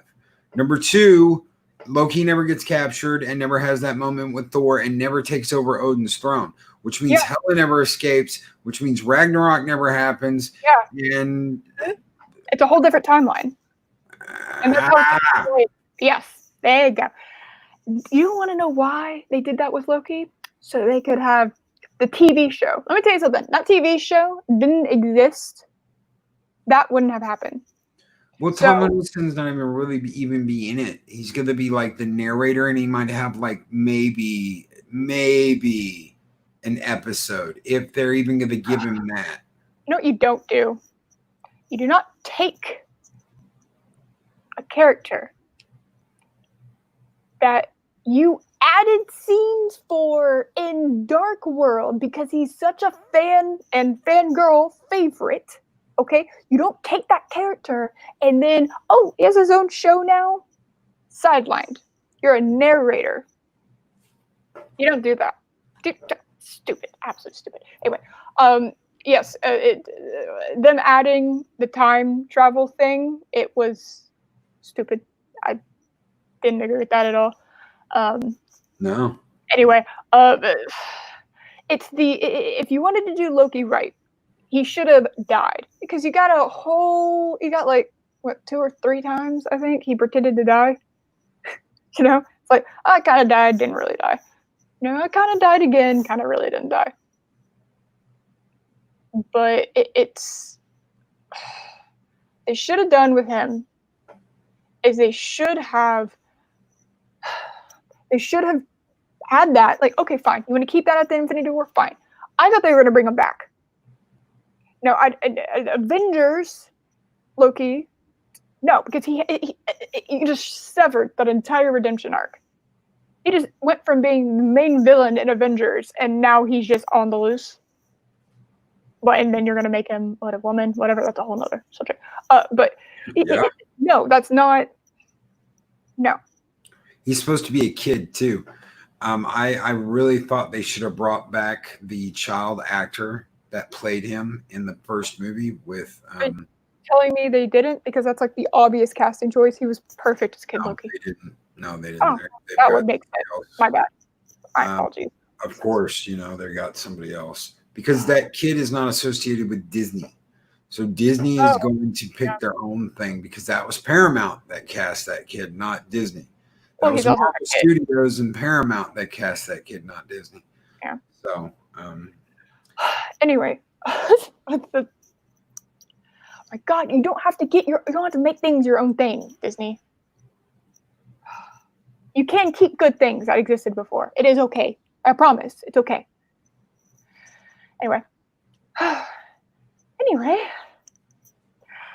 So what I think that should have happened, because Loki's whole arc was he couldn't accept himself. He couldn't accept himself. He went on that whole thing because he had been lied to by Odin. Yep. In the first one.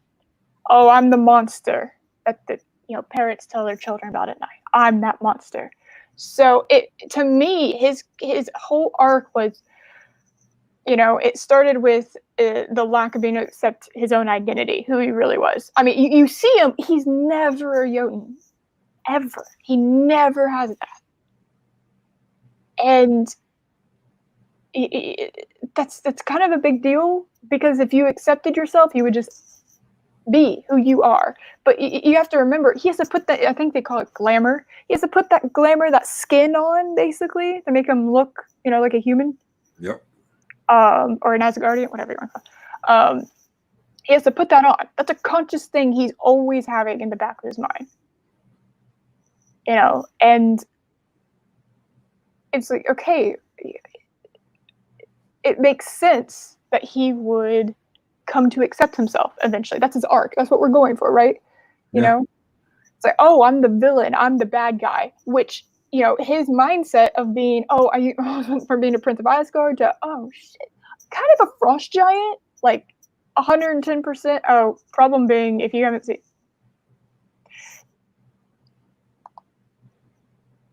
Spoilers, I guess? Yeah, just a little bit. Problem being, sorry.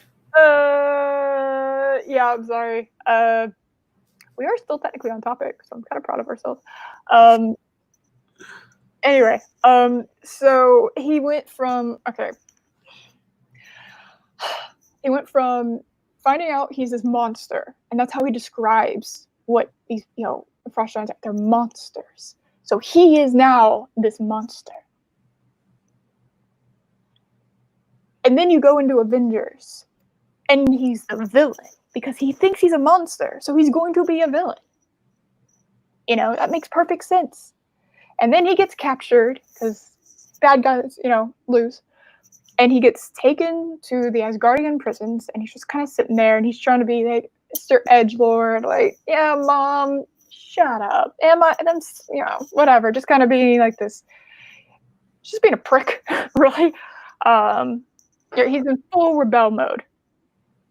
I'm the bad son. I'm the bad one. Mom. He's like basically going through teenage angst, even though he's like a grown man. But as Guardians, and I guess Jotuns also 5,000 years old, I think is how old they get to. So I think he's like 1,000 or 2. So he could be going through technical teenage angst phase, considering he's a god. And then, he kind of sort of half-heartedly helps Thor, has his own thing happening, fakes his death so he can take over Asgard. You roll into Ragnarok, he's taken over. and he's he got what he wanted. Not exactly really happy, Yeah. It kind of drags him, but it's like he finally got what he wanted. And he's kind of like, you know. Yeah, he was. He's selfish and opportunistic. Yeah.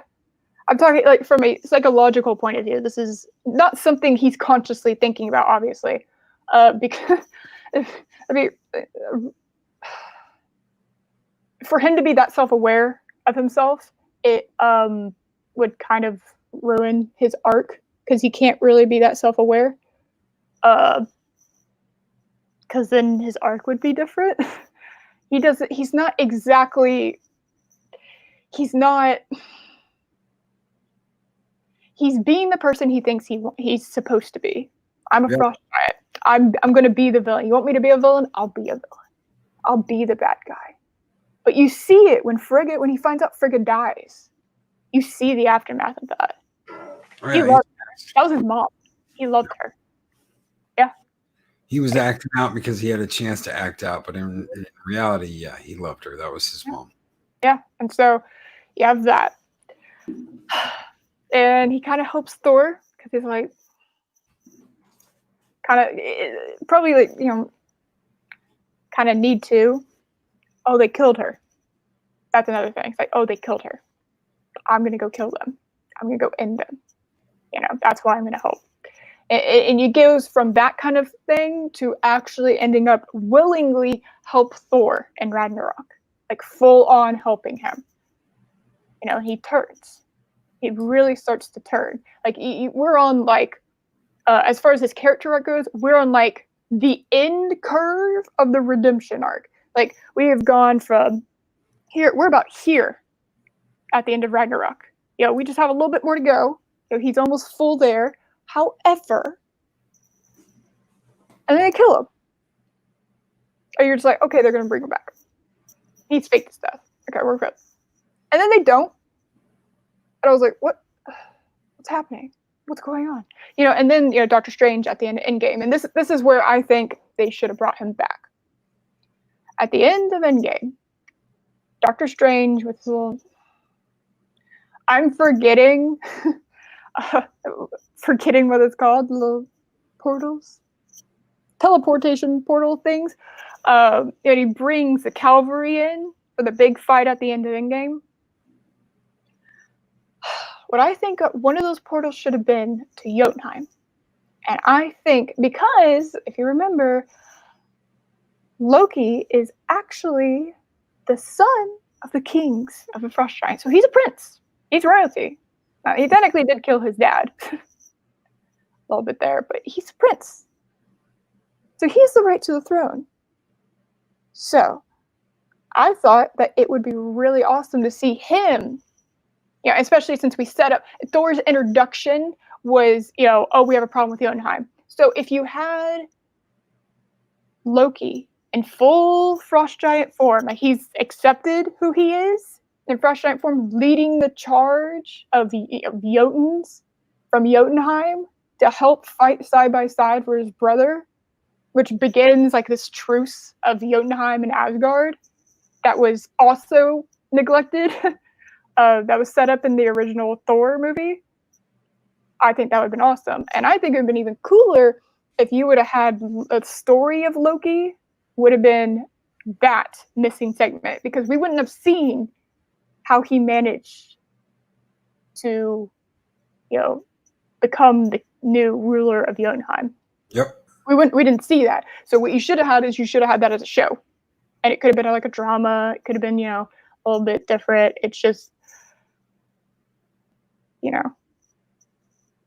but we knew how it ended. So then you also don't fall, into the, you also don't have the,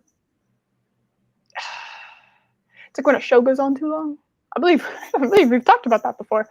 When a show goes on too long, then you have a cutoff, right? So right. That's what I think they should have done. They could have told a whole new story after that with all new characters and all new heroes. And I understand you don't want to, You don't want to lose some of them. I get that they're going to get rolled over in a new one, but because then you don't have to start all over from scratch. Mm-hmm. But yeah, they could have totally done that and kept Loki around to harass and annoy and yeah, totally. Exactly. That's what I think they should have done. Because you ending his life, I understand. You've talked about this before about how his arc ended by him sacrificing himself to Thor for Thor's sake. Yep. That could have been an ending that I would have actually been okay with. I think they did it wrong. I think the timing was awful because, like I said, if they left it alone there, if they had left it alone, him dying for Thor, and they would have left it alone, it didn't matter how he did it, whether it was that point in Infinity War or later. Yes, they could have done that and ended it there, and that would have been a wonderful, beautiful, full circle for Loki. Mm-hmm. You know, he started out as the trickster brother that was trying to take over Asgard. He ends it with dying for the last ruler of Asgard. I would have loved Loki teasing and I know this is bad, but poking Fat Thor with a stick. Yeah. Like, what in the hell is wrong with you? What do you mean, brother? The Wi-Fi's open, you know? And Loki just, get off your ass. What is wrong with you? Yeah, like that's how they get him back, and it's just kind of like a hooded figure or whatever, you know, and that's how they get him back. Yeah, and I would have loved that. And I'm not saying make the fun of the guy because of his weight. I'm talking about make fun of the guy because he's being a lazy ass. He's a god. Yeah, he's a thunder god. Yeah. Okay, he rides it. He's a warrior, and he's sitting there pigging out. Like, it's like, really? Yeah. You really want to nail home. You could see how weak he had become because, like, Loki beats him in a fight or something. He tries to get him up. I was just like, really? If I'm beating you, yep. Please work. I'm not talking like, don't give me like a Rocky montage, okay? That would have been a funny blooper, though, I have to admit. But not an actual movie. But don't go full cheese, especially not in a movie that was that's serious as that. But you know, and also don't like that they kept Thor fat the whole movie. I think it was like, okay, can't train. I think it would have been a really, really funny scene if he would have just, like, I don't know, somehow just become back to what he was, like just lost the weight. Really? You were their model? You were their model number one? Hey, Thor, it's that kid again. I'd say no offense, but people have lost their way like that, though. How many people have lost their way like that? How many of us can look and relate to that and be like, holy shit, I was there at some point in my life, or holy shit, I did that, or you know, that's just one of those things, and that some people can relate to. And you know, they talk about the fat shaming and this and that. You don't even have to like fat shame the guy if you bring Loki in. Like I said, just have him like, you lazy bastard, get the hell up off the couch. What are you doing? You know, what the hell's wrong with you? Throws a pizza roll. Yeah, throw the pizza roll at him. You know, and Loki just makes it disappear. He just like waves it away. And you just see like the pizza roll just like plops in the ocean or something. Just it could have been a lightning, because that movie's kind of heavy. Like I walked out of the Endgame, I was just like exhausted. Like I just felt like it also had to do with it being 3 hours long. And when you, I went to an 8 a.m. showing, and you start in the morning, and by the time that you end, it's lunchtime. You're just like, yeah, oh God, can't feel half my body because it's asleep. But they easily could have added something to it. Oh yeah, they could have, and you could have had that Loki getting him off of his ass, off the couch. Yeah. Exactly. But That is even more full. That is even more full circle because the Loki in Thor, the first movie, mm-hmm. he hated him. He despised him. He Mm-hmm. used him to start a war with Jotunheim. He was manipulating everything. You Exactly. good little brother. Oh, father's dead. He died. And Thor's like, what? And he's like, you can't come back to Asgard. You can't come back to Asgard. I can't allow it. His father's dying wish that you not ever come back. And he's just such an ass. And then America's ass is pretty much legendary right now. Well, thank you, Abunas, for coming in. What a delight to have the Prez in my chat right now. That's a weird thing. I'm going to get used to saying my chat. It's my chat. You're going to stay in my chat. The more and more people that come in here, the more and more watching, the more you're going to have to get used to saying my chat. Yep. Anyway, sorry I interrupted you, but it's fun. But that circle from hating him and despising him and wanting him to be the biggest loser and not having any powers to get your ass up off the couch. You're the god of thunder. Go and do your job. Yeah. Like, what happened to charging in the battle? Oh, they mess with us. Well, we're going to go smack back. Because that's what he did in Thor.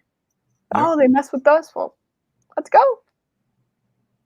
Let's go smack back. Now it's like, really? Really, man? Yeah, you can go. You don't have to do any of the fat shaming at all. It's the character.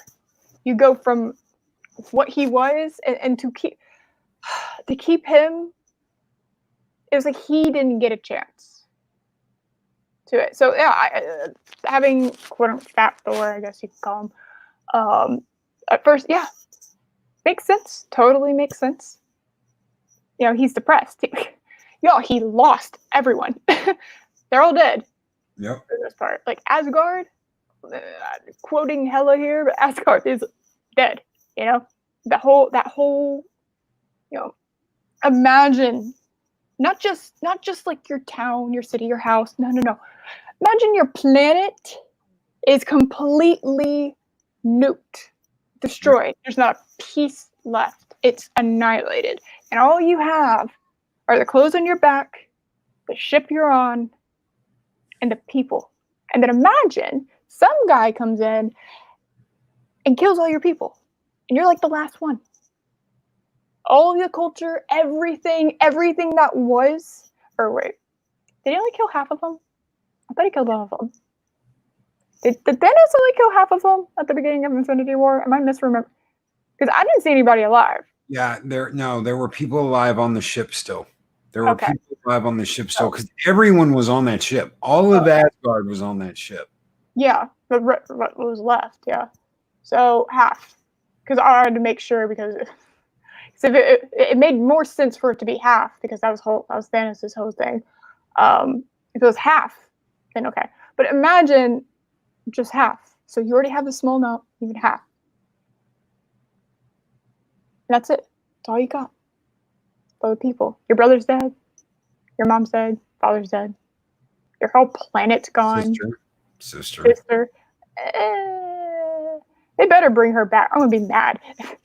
They wasted Hela. It's like Hela was gone. It's like, no, don't do that. No, don't do that. She could have been this whole other thing. Come on. You can't don't kill the god of death. Goddess of death. Kick-ass woman. Yeah.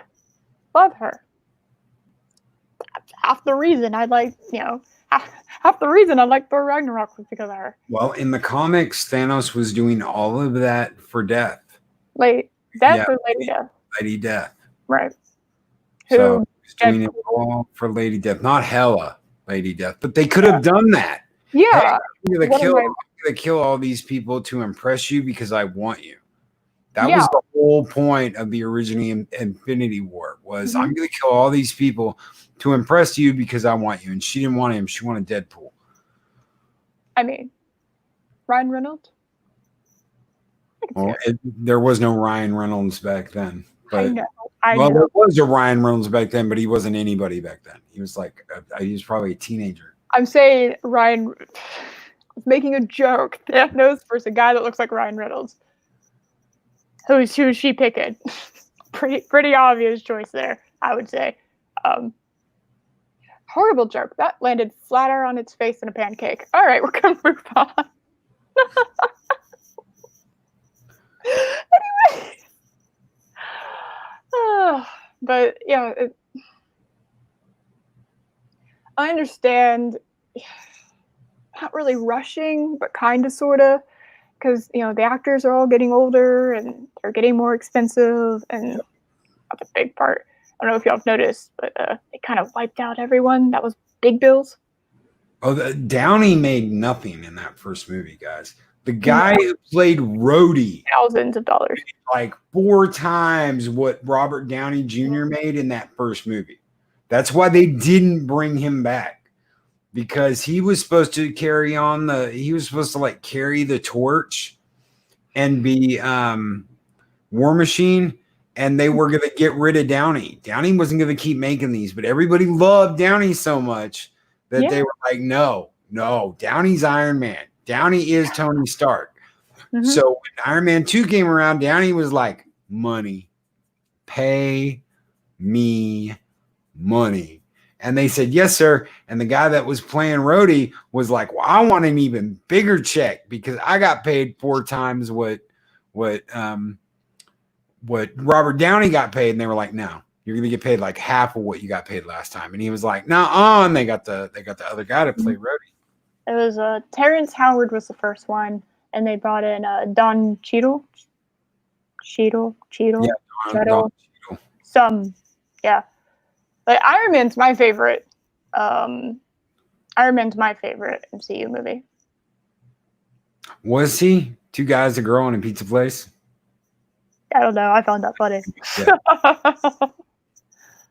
2 guys, a girl, in a pizza place. Every time. Now I want pizza, so thank you, number 1. Really appreciate that. Ugh. He says yes. So we're going to roll. That was 1998. Dude, I thought, no. Infinity War happened in like 95, 94, 95, didn't it? Or am I like completely off? I was sure I was like in high school when that happened. Early high school, maybe freshman, maybe into middle school. Thank you, Mike. I had no idea. Like, I didn't get into Marvel until I didn't get into Marvel until the MCU. 1992. Yeah, I was like 12 years old when Infinity War happened.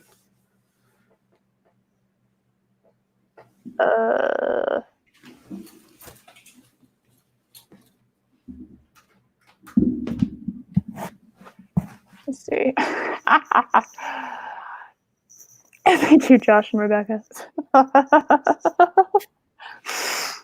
That's a big compliment. I was about to say, it's like, why is Lord 6 timed out in my chat right now? Sammy. Damn. Man. They're all gone. Lord 6. Computer. Holy shit. She completely wiped him out too. All right, we got another person getting sent to the void. You're gonna have to. What you're gonna have to do is you're gonna have to go in to your settings and unhide them. I can walk you through that. Sorry, Lord 6, something bad happened. Un memento. Boomered it. All right.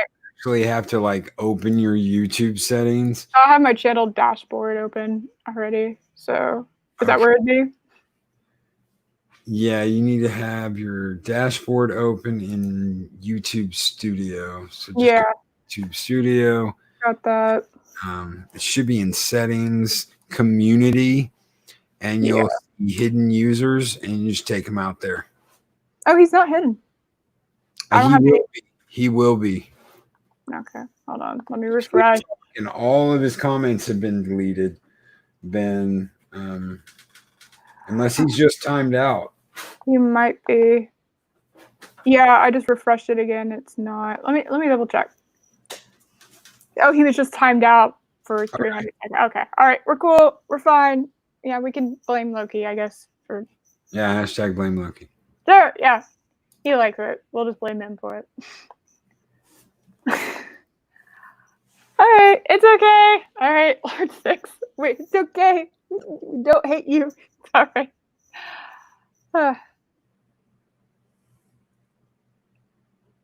You're fine. You're fine. You're fine, Sam.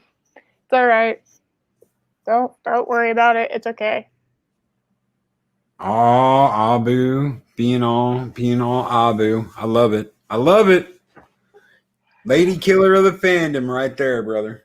Abu taking the opportunity to, be Abu. That's right. Oh my god. Classic. Oh my god. No, you're fine. Sam, it's fine. It's alright. Hell, Abu comes in the room and he's like, all right, at ease, ladies. Hey, you got an offer from press, alright? So, timeout. Oh my god. Timeout. Alright. It's okay. I promise. It's okay. As long as he's alright. I guess I don't know. Them. I don't know. I know it's Lord 6, but There you go. That's the comment right there. Ah. Thank you. Thank you. She's killing it, man. She's absolutely killing it. Yeah. Yeah. Unless you go into Norse. That's for a different time. You'll see yourself. Why? Don't go. You're not allowed to go. There you go. I've spoken. You're not allowed to leave. Unless it's for food, and then you're allowed to leave. But only then. No, you don't have to go. You're fine.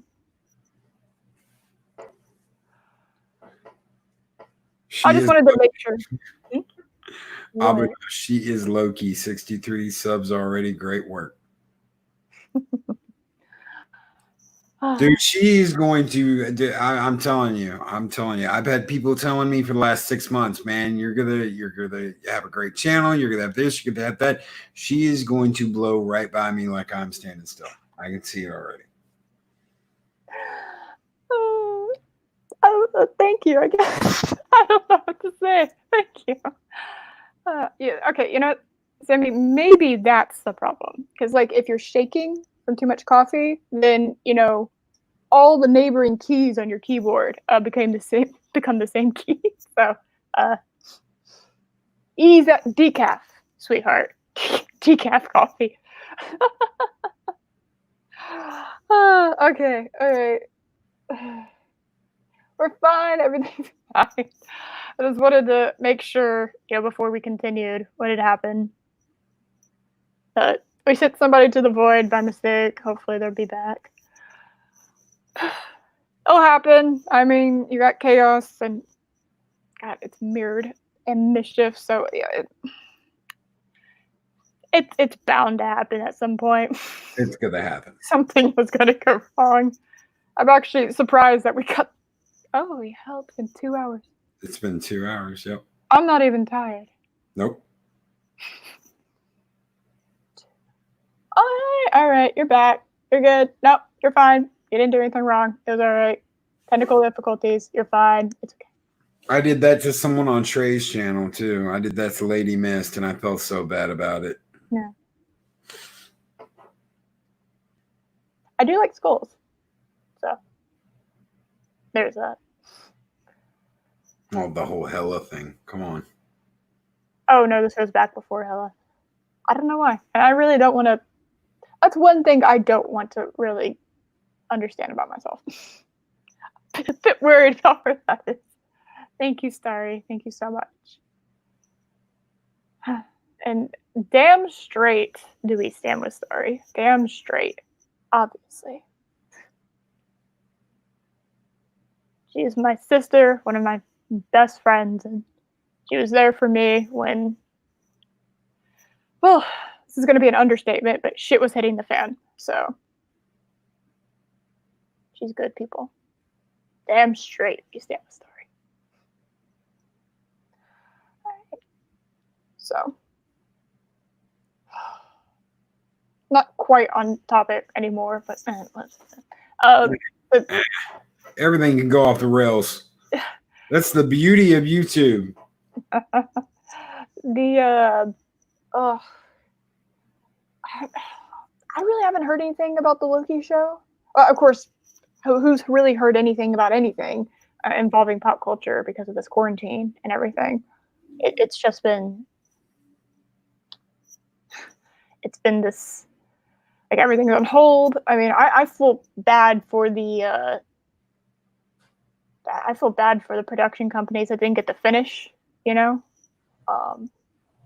it is like it didn't get the before everything shut down.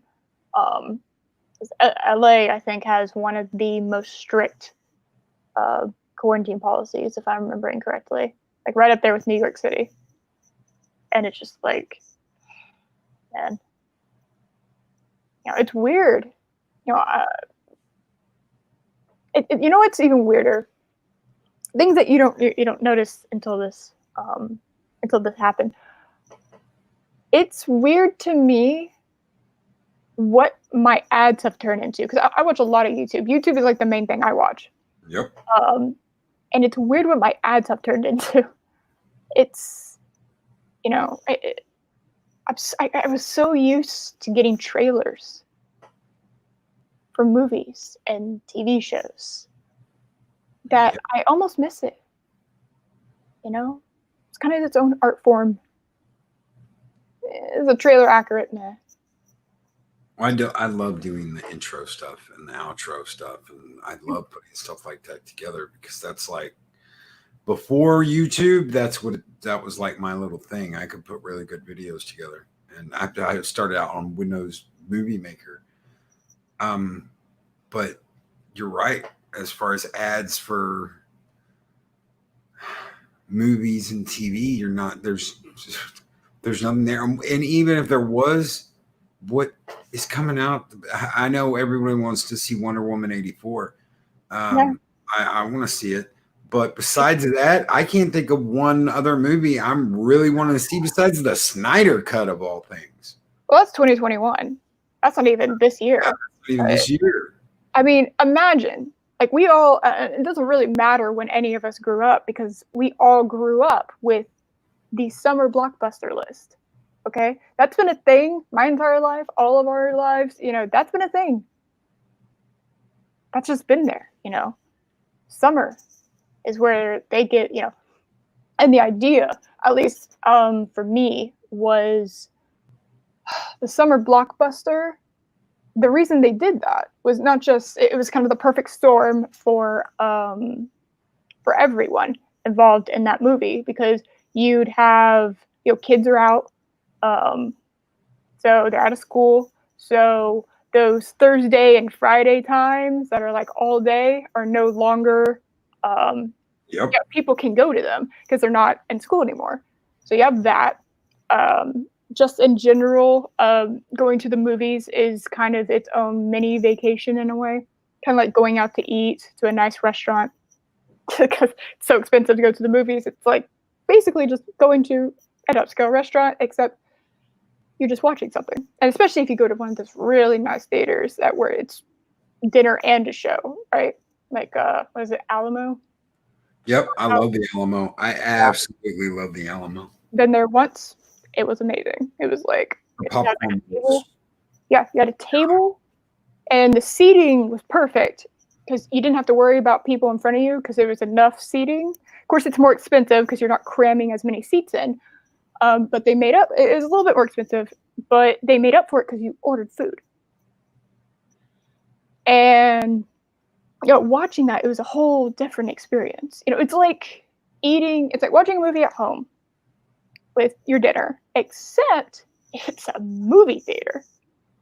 Yep. Like, it's a magical experience. But anyway, so kind of listen to some of these movies. I'm gonna throw something out there. Okay. These are movies in 2020. These aren't movies in 2021. These are movies in 2020. The Wrong Missy. These are popular movies in 2020. The Wrong Missy. I think I heard that. I think I read that on a tweet a couple days ago. Extraction. Extraction. That sounds like that could be sci-fi horror. The Lovebirds. That is definitely romance. Wait, isn't New Mutants coming out? I don't know yet. I haven't gotten that far. The Hunt. The Hunt. Isn't that? Oh, that's coming out, isn't it? Underwater. That's already come out. The Call of the Wild. These are the most popular movies so far in 2020, according to Google. God, the half of it? What the hell is the half of it? Is it half a movie? That'd be funny. Sonic. Okay. Totally. That's cool. We're good with that one. Birds of Prey. We don't talk about her. Oh, hold on a second. Netflix is now doing movie theater releases? Yep. Oh. Well, apparently I've been under a rock. Them and HBO and Disney are going to go their own way as far as things that could not be released in theaters. They're going to start releasing stuff on their own streaming service. Right. Dr. Dolittle. I understand it had Robert Downey Jr. in it, but wasn't that a remake? Yeah. That's Trolls. Huh. Oh, what the 20th Troll sequel that no one asked for one. So, I'm looking at this. I'm looking at this list of the most popular movies in 2020, and they've got stuff in here. And I'm not knocking DC here. Justice League Dark. Mortal Kombat Legends Scorpion's Revenge is one of the most popular movies in 2020 for 2020. And it's a badass movie. I love the way they did the artwork, but you're talking about an animated Mortal Kombat movie that released on DVD and digital. No one talks about those types. No. So does anyone talk about, what was the box office for that Dead Space movie? No one talks about that. That's like reaching. That's really, really reaching. And if it was great, I'll have to watch it. The High Note. I mean, I'm looking through this list of stuff that's coming out, and there's nothing. It's just all shit. Oh, I never watched the Trolls movie, and I'm not talking about Trolls. Yeah, Justice League Dark is an animated DVD movie. Straight to DVD. I almost said straight to VHS. Jesus Christ. I mean, some of the most popular ones on here are Lego movies that aren't even out yet. Shazam, Magic, and Monsters. Wait, the Shazam sequel? I knew there was a Shazam sequel happening. It's a Lego. Oh. It's a Lego movie.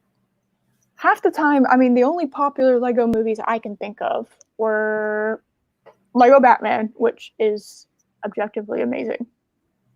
All right. And then, I can't say that.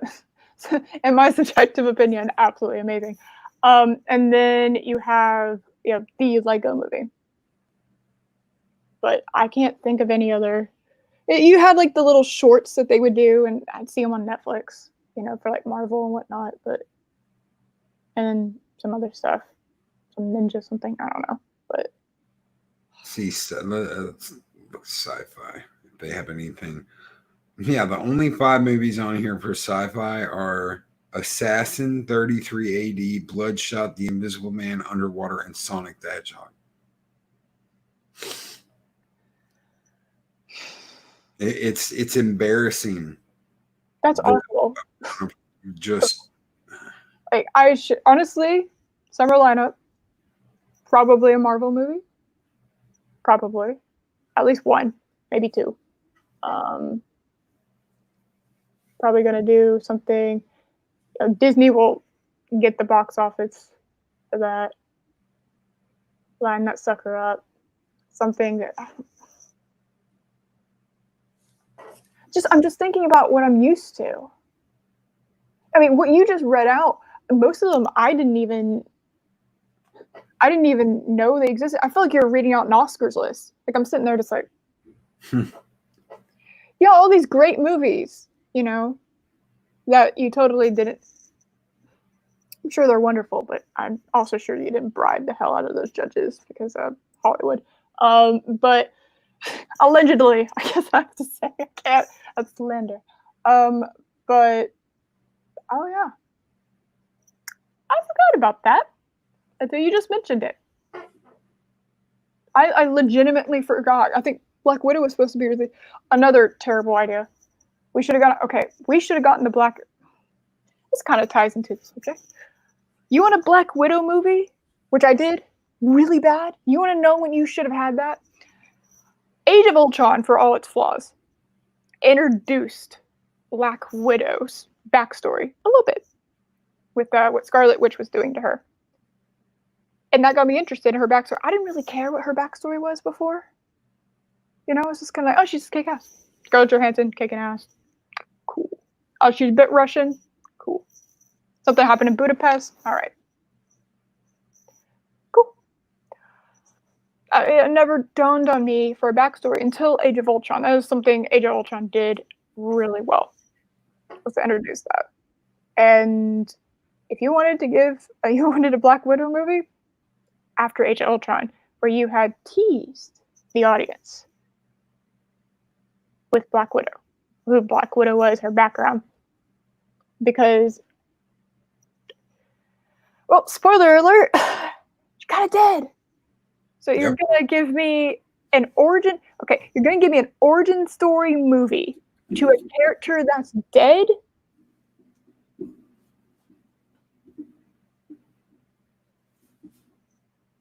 Really?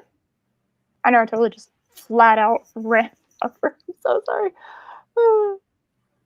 No, it's perfect. No, and that's exactly what they did. And you're exactly right. They should have given us a Black Widow movie right after that. Give us the little peek at the ballerina, at the ballerina and all that, and then boom, giving us that movie right after that. 'Cause she was in that place after she lost Bruce. Mm-hmm. Yeah. I mean, let's see. Like,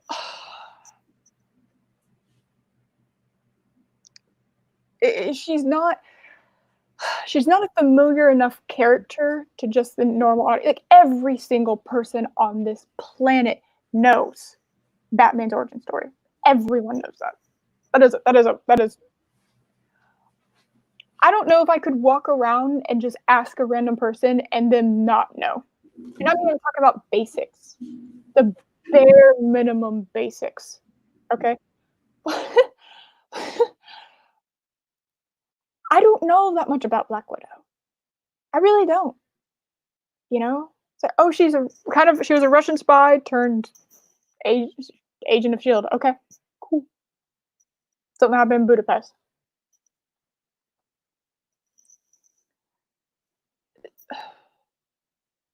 You know? Are we ever going to find out? Or is that just one of those things that's kind of thrown out, you know? Oh, we better. We better. It's just. And it might just be. They were, from my understanding, they were afraid to do it. You've got Scarlett Johansson, who has held up some really good movies. Now, yeah, she's had some bombers. That wasn't her fault, though. She should have never been cast for Ghost in the Shell, period. She was completely cast wrong for Ghost in the Shell. She did the best job she could. Oh, yeah, agreed. I saw that. Yeah. I saw it on theaters. But it was still a miscast. Yeah, I saw it. I watched the animated movie, and then directly, timed it so that I was going to the theater, 15 minutes later. 15 minutes later, we were going. And the friend I had with me, he was very, very familiar with it, and it was like I could see the similarities, but it just felt wrong. Yeah, it wasn't in her wheelhouse to do that role. It just wasn't. She played it flat because that's what she thought. I am a machine, but I have a human brain, but I'm more machine at some points than others. She did the best she could, but it still came off flat and soulless for the most part. Yeah. And I know she's playing, I know her brain is in an android. I get that. Let me tell you something. I'm just gonna say one character who completely destroys that entire argument of, well, she was she was just, her whole outer skeleton, her whole body wasn't human. It was an android. She was a human brain in an android body, basically. Yeah, and she wasn't supposed to look like that either. They gave her a different shell. The ghost in the shell was completely different than what she originally looked like. Mm-hmm. Is how they explained it, which is why they used her. So, but her best scene in that movie is when she is talking to her biological mother for the first time, and they're sitting down and they're having tea, and she was like, what was your daughter like? And you see a little bit of Scarlett come out in that. But for the rest of that movie, she's just not Scarlett Johansson. She's not oh my God, I can't remember her name in the movie. I am such a loser. I used to watch that movie over and over and over again. The anime. I only saw it once, so that's my defense. Chat or Google, one of the two. Yeah. But she's just wrong for that role. But she can carry a movie, especially as Black Widow. She could carry a Black Widow movie. Oh yeah, from the little I know about her in the comics and the little I've seen, because I've watched a few animated Marvel TV shows. She's Scarlett Johansson pretty nailed it. She really nailed it, especially the look, the character, how she acts. It's very just, she's business. She's business. And to see that kind of start to crumble, I thought was one of the stronger points of Endgame. Was to see that character that if you start, you watch Iron Man 2, which for all the problems Iron Man 2 had, the introduction to Black Widow, I think, was pretty amazing. But you take her, watch that movie, and then go watch Endgame. That's character development. But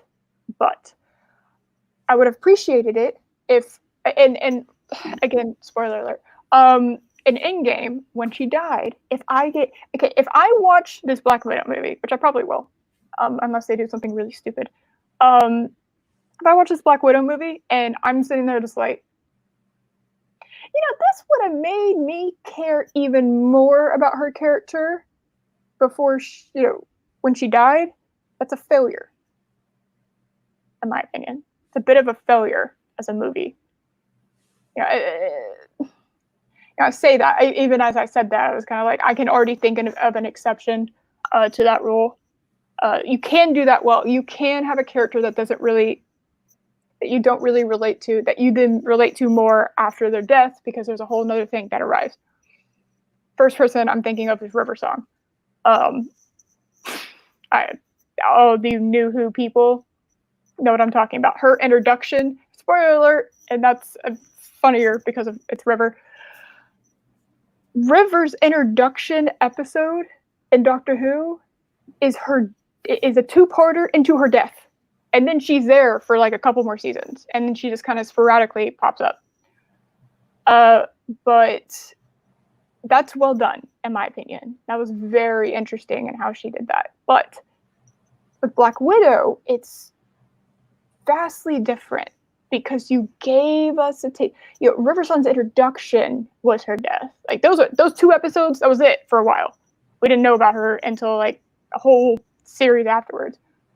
But you can't give me Iron Man 2, Avengers, okay, and then Avengers 2, Avengers 3, Captain America: Civil War, and then you have Infinity War and Endgame, and then give me her origin story, because it's like by then it's like, well, this character's gone.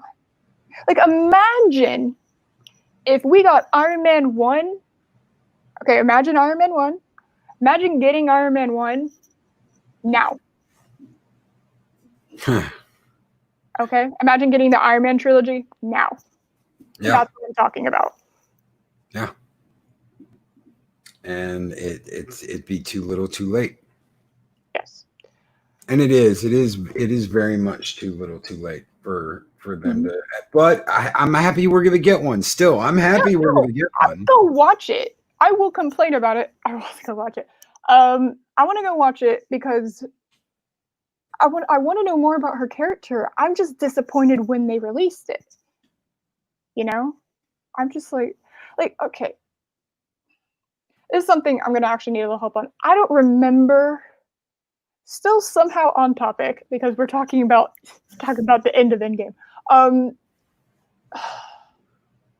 Yes, I'm just gonna stick that sucker up there for a while.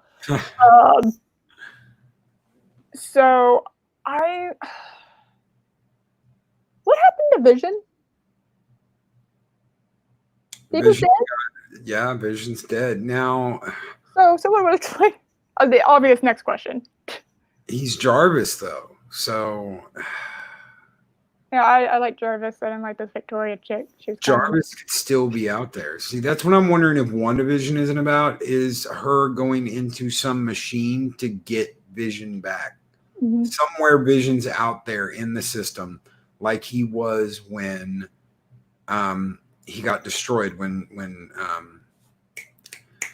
what's his name destroyed him in Ultron, when Ultron destroyed him. Yeah. Somewhere out there, Vision's in the system. He's still there. Yeah. I mean, they uploaded him. They didn't upload him entirely, though, right? He was kind of like he uploaded him, but part of him was Ultron. He talks about in Age of Ultron. He says, "I am Ultron, but I'm also something else." Mm-hmm. So he is what Ultron wanted to be, but he's also Jarvis. Yeah. And fun fact, because I this is a little nugget of information I do have about knowledge about Marvel. Jarvis was a real person. I was really the butler. I was the name of the butler. That AI that was inspired by the actual butler, the actual father figure, because Howard Stark was not there for the most part. The actual, basically the Alfred of Tony's life. That would be like Batman doing the same thing, but naming it Alfred. That was it. And that kind of broke my heart a little bit, honestly, when I found that out. But, yeah. And then, you know what? I'll say more. Thor, the new Thor movie, does it even know what it is? Like, I don't think it does. And as much as I loved Ragnarok, there's a lot of people that hate Waititi for things he said. You have no idea what this person has been told to say, or this person has been told to put out there. Yep. He is an employee. Mm-hmm. Okay, this director is an employee. Just like, and I'm going to bring this up. I don't want to talk Star Wars because I talked so much about Star Wars for so long, but I'm going to say this: a bunch of people jumped on. What's his name? The guy who played Finn, Boyega. A bunch of people jumped on Boyega for shit that he said when they were working on Skywalker, right? A bunch of people jumped on shit he said. And now a lot of people are like, well, Boyega's telling Disney how it is. When you work for somebody, there is a line you have to toe while you work for them, whether you like them or not. That is part of the job. If someone had asked me 10 years ago what I think about the owner of the business I work for, I would have said they're great people, they're wonderful people. You ask me now, I tell you that they were rich pricks and they hated most of their employees and they treated their employees like shit and they sold off their company and fired everybody and they're scum. But when you work for that employee or that employer, you have to toe a line. That's just the way it is. You were an employee and there are lines you have to toe. Boyega, I honestly believe that is where Boyega was. I can't screw this up with these people. And now that it's all over, he's like, I ain't ever coming back. So I can tell you like it is. Yeah, that timeline tracks. If you look at it, like the second that movie took I really don't want to talk about Star Wars either, but that movie was like still being filmed in like, what was it?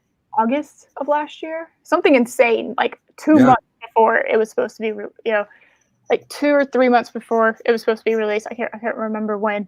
It was like, it's like right around the time it kind of stopped. All of a sudden, John Boyega starts going.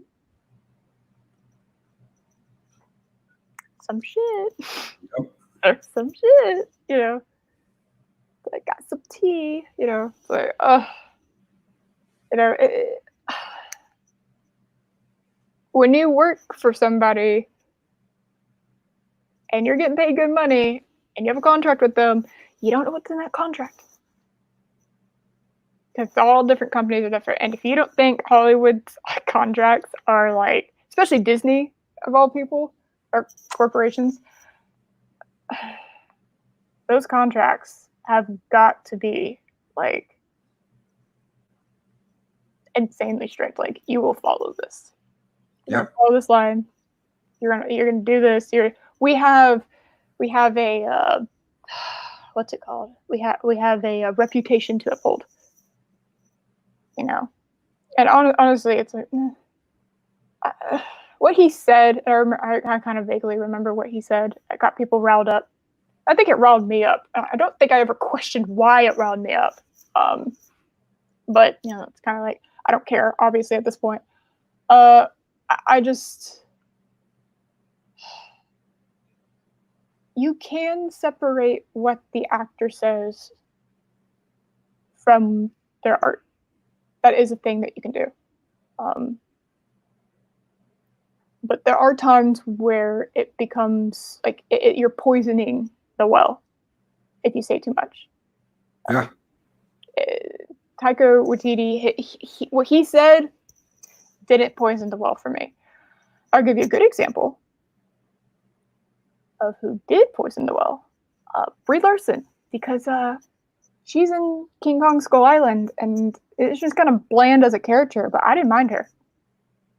Well, it's like camouflage. She was camouflaged in that movie. Every time you see him out in the jungle, you don't even know she's there. She just blends into the whole, like you said, she blends into the whole movie. And you're like, no, that wasn't Brie. Yeah, that was the blonde girl. Yeah, that was Brie. And you're like, I don't even remember what she looked like in Kong Skull Island. Who and Tom Hiddleston, the one that was, yeah. You remember Tom Hiddleston, but Samuel Jackson, yeah. But Brie Larson, it's like, oh. I keep having to remind myself she's in that movie because it's like you forget about her. But it's like, and it wasn't just what she said. It also had to do with the movie. It was like connected at the hip, you know, what the movie was doing. The advertising didn't help for the movie, you know, and then what she was saying and all that stuff is just like. She's instantly forgettable. Problem being, yeah, she's instantly forgettable. Again, completely wrong casting. Completely wrong casting choices on their part. Yeah, I know she got what Academy Award for Mommy, The Room. Yeah, Room, I think it was The Room, and she's boring in that. I didn't see that at all. Unfortunately, I did. And I was like, you chalk it up to, okay, this person's going through this in the movie, but then you see her in other movies and you're like, okay, this was not acting gold. This is just how she is. Mm-hmm. This is just how she is. And I remember passing on some information to another YouTuber before I ever started. Hey, this person grew up homeschooled. This person grew up painting her room. This person grew up, and it was all these things about Brie Larson. And once you see that, you kind of start to make it makes sense. Mm-hmm. It all starts to make sense, and you see her in that role, and you take all the depression you think you see, and it's just Brie being Brie. And once you realize that there's a lot less weight to that movie than there was before. Yeah. She was completely wrong cast. I don't know who I would cast. Honestly. I really don't know the character very well. Don't do that character. Bring in Rogue. Bring in Rogue from the X-Men. I know that she gets her power. She gets some powers from Rogue. Rogue should have been okay. Yes. No, Rogue's the one who took her powers. Rogue, sorry, my bad. Yeah, that's Rogue's thing. Yeah, Rogue. Mystique eggs Rogue into doing the power transfer longer than she's supposed to. And it wasn't just that she got her powers. Katie Sackhoff, problem mean, yes. It wasn't just that she got her powers, but she got part of her personality as well. So she turns from a villain into a hero. So it's like what gave the original Marvel strength gave her that strength too. And she was Miss Marvel then. She wasn't Captain Marvel then. It was Miss Marvel. Yeah. And she got her flight, her super strength, her density, so she's almost invulnerable and all that stuff, while still maintaining her rogue powers. But she got basically the heart of Mrs. Marvel, or Ms. Marvel, whatever they called her back then. Yeah, it was. I mean, it just. And watch the end of Age of Ultron. She's supposed to be there. They cut her out of that. Oh, Wait, yes, ma'am. They cut her. It wasn't her. It wasn't her either. It was a stand-in because they didn't know who they were going to cast. But she comes down. She's flying in the gym when Cap and Black Widow go out, and he's like, "Avengers, assemble!" And you see Scarlet Witch and all of them there. She floats down and lands on the ground, and it's of course a different actress because they didn't know it was just a stand-in. They were supposed to fill her in there and bring her in after Age of Ultron. With no backstory. Just, holy shit, there's Marvel. There's Miss Marvel. I don't even know if they knew they were... See, that was my whole... It was like she was so shoehorned in. I just thought, it was kind of just let's do this thing, But... if she was supposed to be Age of Ultron, it's interesting. And let's talk Star Trek. He does have a point. Yes, he is exactly right. They got 9 kinds of shit. They did. I'm not saying this is wrong. It was the 90s, and guys were still we're the attack pilots and all that shit. But the way they did that too was wrong. Yes, they did get a lot of shit. But a lot of nitpicking can be done about how they had it set up for her and Rambo and all of that. The setup for that was wrong. But them being harassed by dudes, yes, that did happen all the time. Yeah. And again, I don't know, but from a military family, someone who grew up in the military. No, this is guys' work. That's the way they were. They all had 80s porn stashes, and they were all heroes of their own universe. It was not there was no girls allowed. If you... One of the big things about strong women that I've seen in movies is their ability to come back at you. So, like, you'll swing at her, and she'll come back with something. That's a lot. There's a lot of strong women that have that ability to kind of immediately they have wit. I've seen enough. I've seen a lot of Captain Marvel, not the entire movie. I don't know if I'm ever going to finish it, but I never got that from her. It was like she just kind of took it, kind of like. And I was just like, why didn't she say something? Why didn't she say something back? They were kind of making her out to be, this is who's replacing Robert Downey Jr. Yep. But really? And going in knowing that, it's like, okay, well, this is a huge disappointment because this is not the female Robert Downey Jr. And that's what you needed. You needed that female Robert Downey Jr. And so you can make it accurate. If it's accurate, okay, that's how it is. But you need to give her some charisma, something, anything, a personality, an arc. Yep. Something, anything. Get her to earn the respect of the guys. I don't know. Get into a fight. I don't know. I hated that. I really don't even know that character. I do. one thing that can be said is, and I've only heard this from other people, and I've done a little bit of and I'm very sexist because I know I'm charismatic. Well, and again, that's something Let's Talk Star Trek brings up. Mm-hmm. His wife got more shit from women, her women bosses. I'll tell you something, dude. Mm-hmm. The female hierarchy in the military is savage. You think guys are bad about it? No. The women are worse. It's savage. It's dog eat dog. There is no room for the two of us. It's savage. It's savage. I believe that. I can attest, not in a military way, but growing up, I can attest to that. The women, man, I had a lot of guy friends. I'll put it that way. To this day, I still do have mostly guy friends. Women can be cruel, especially to other women. Way more. It's something to experience and a sight to behold. It is.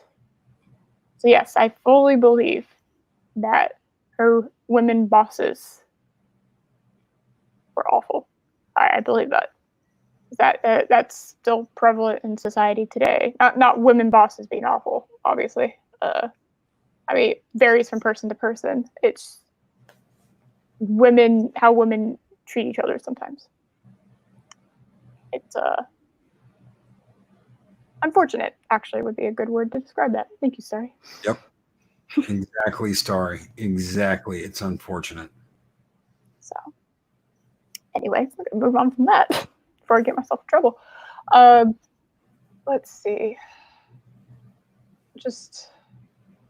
Honestly, it's kind of changed subjects to the MCU. It's like, does the MCU even know where it's going? I think Feige knows, but whether he can keep steering in that direction or not and not be overruled by whatever Disney wants remains to be seen. Mm-hmm. And if Feige's completely up Brie Larson's butt, then that's where it wants to go, and let him go there. Yeah. There's nothing you can do about any of this. I mean, we can be as loud as we want to, and we can say we're not going to go and see it until it utterly crumbles. They're going to do whatever they want to do. So I mean, I'm not going to probably change anything. I mean, I can provide escapism, and maybe, I mean, the Snyder Cut is something special in that regard, isn't it? Yeah. It's very rare that you see that. Whether you want to see it or not, you're going to get to see Zack Snyder's original vision for the movie. Mm-hmm. So whatever it's a victory for, whatever you want to call it a victory for, in reality, this is a victory for what Zack Snyder wanted to do. Whether it's good, whether it's bad, whether it's what you think it is, whether it's not what you thought it was, Zack Snyder won this victory. I understand that people want to say this is a victory for the fandom, this is a victory for the fans, and you have every right to. I am not arguing that whatsoever. All I'm saying is when it comes down to the brass tacks of the situation, this is Zack Snyder's victory. They were not supposed to do this to his film. When he walked away, it was supposed to get finished, and then it was like, well, I don't want to do that. I want to do this. And they did reshoots, and they redid stuff, and they changed things, and that's not what he wanted that movie to be. Whether you like it or you don't like it, it's not. So this is Zack Snyder's victory, 100% his victory. Fans want to see that. The fans called out. The fandom called out. Abu called out. Jeremy said he didn't care. Brian Kennel, all the people that wanted to see this movie are going to get to see this movie. I want to see Superman in the black and silver. That is all I am expecting. Because they colored in his damn suit. So my expectations of this is I want to see the black and silver outfit. I want to see how badass it looked on film, not just a picture.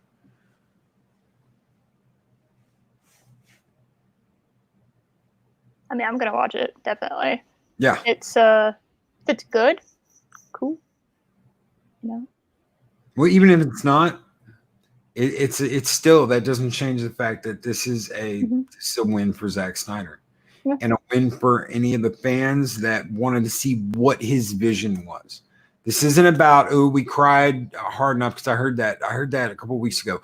Oh, y'all cried long and hard enough that you got your way. No, they're not going in and changing a movie because we didn't like something. They're going in and making it what it was supposed to be in the first place. Yeah, this is the actual movie. What you saw was not the real movie. That was a lot of studio interference. A lot of things that changed and went wrong. And Josh Whedon. I don't want to do that. I don't want to do that. Well, it's not your damn movie, dude. The guy's daughter died. He stepped back because he couldn't put his time and effort into something that was basically his life. When you're doing something like that, that is your life. You were dedicating years of your life to do that. That's why Peter Jackson said he was never going to go back and do The Hobbit, because he didn't want to commit all those years of his life to doing it. But he did it anyway after a long break. Justice League. Yeah, Abu. Damn straight, brother. That was Justice League. That butchered Zack's work. Yep. So whether you like it or not that it's happening, whether you're like, well, this just proves that if fans bitch and moan and no, because that's not what's happened here. No. Zack didn't get to make his movie, and it was because of a death in his family. He didn't get fired. He walked away because he knew, I can't do this. I cannot do this job. I thought I could put all my time and put all my effort and all my power into this, and that would help me, but it's not. I'm only making things worse. I have to step back. The last thing Joss or fucking Warner Brothers, sorry for saying that word, should have done was go, let's change this bastard's movie now. He's out of the way. We don't have to deal with him anymore. Let's do whatever we want. That is the biggest bunch of bullshit I've ever heard of. And if I was Zack, I'd never work with Warner Brothers again. I think he's only doing it because HBO's doing it. Yeah. But yeah, HBO is part of Warner Brothers now, and they're all under the AT&T thing. But still. Oh yeah, forgot about that.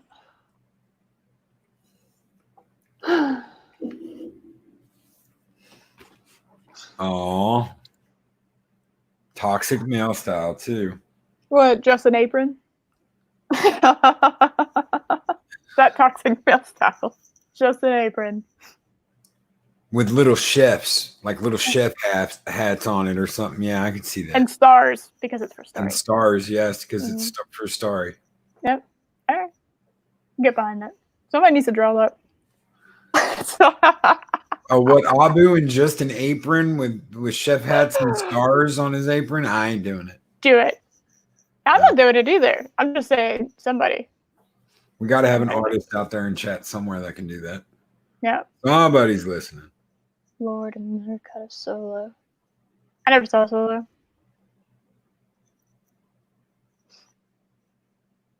Kind of lose me when Harrison Ford isn't playing Han Solo, so kind of, I don't know. If there's different cuts, because I mean, all movies have different cuts. Yep. Yeah, you have theatrical, directors, extended, special edition, blah blah blah blah, unrated, all that kind of, you have different cuts. Well, we brought up Lord of the Rings and Hobbit in this conversation. Those really saved the extended editions, because for a long time it'd be like, oh, the unrated extended edition. It's 1 minute and nothing happens. It's like we added 1 minute that we cut from the movie, and absolutely nothing happens in that 1 minute.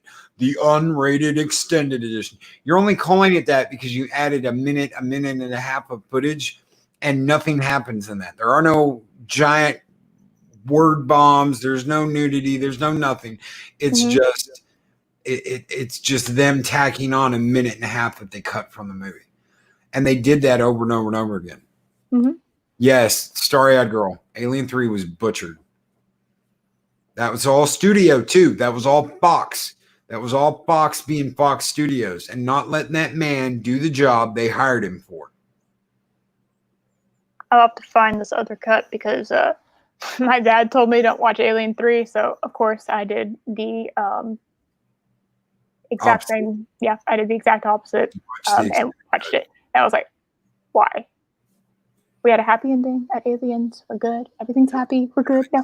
Oh, nah. It was awful. I hated it. You have to understand that the movie you see in theaters, they were halfway into all the set productions when they completely rewrote the script for that movie. So they had already spent millions of dollars on sets that they had to turn around and remake into different things. You'll see corridors and you will see housing in this movie where they took the sets they had already built and remade them into something else. I only watched it once, so. But if there's a cut out there that actually makes it okay, because I like one. One's my favorite. I have a poster of it right there, actually. Then we have 2. I actually really like 4 because it has my favorite best scene of all time in it. I don't know if that's a normal thing for people to have. Which one? But which one was it? 4, the very last one with the alien human hybrid being sucked out. Oh yeah, that's cool. I mean, they committed to that sucker. All right, it easily could have lasted like 10 seconds because physics. No, they committed to that sucker. Yes. Like that was. It's gonna sound messed up, but there's some love that went into that death scene because I'm pretty sure all that was practical for the most part. I mean, a little bit probably CGI. I don't know what was coming out of the window, but yeah, what you saw, like its intestines getting thrown out. But yeah, it was like, definitely. It was just commitment of that level is something I love. When they're swimming, when you see the aliens swimming in the water in that movie, that got me. I was like, "Oh, dude, they're in the water. They're like, whoosh, like a fish." I was like, "Yes, yes." Yeah, I liked 4. I know people, they're just like, "Well, stop after 2." It's like, so if there's a cut out there that'll make me like 3, Yeah, just don't watch the AVP movies and don't watch Prometheus or Alien Covenant. Oh. So like we're a little too late to that party. The uncut version of Prometheus I like. I do. I like to admit. Even though there's some stupid people in it, I love the way it looks. I love the way the sounds are. But it has to be the uncut version. Covenant sucked ass. There's nothing you could do to save that movie.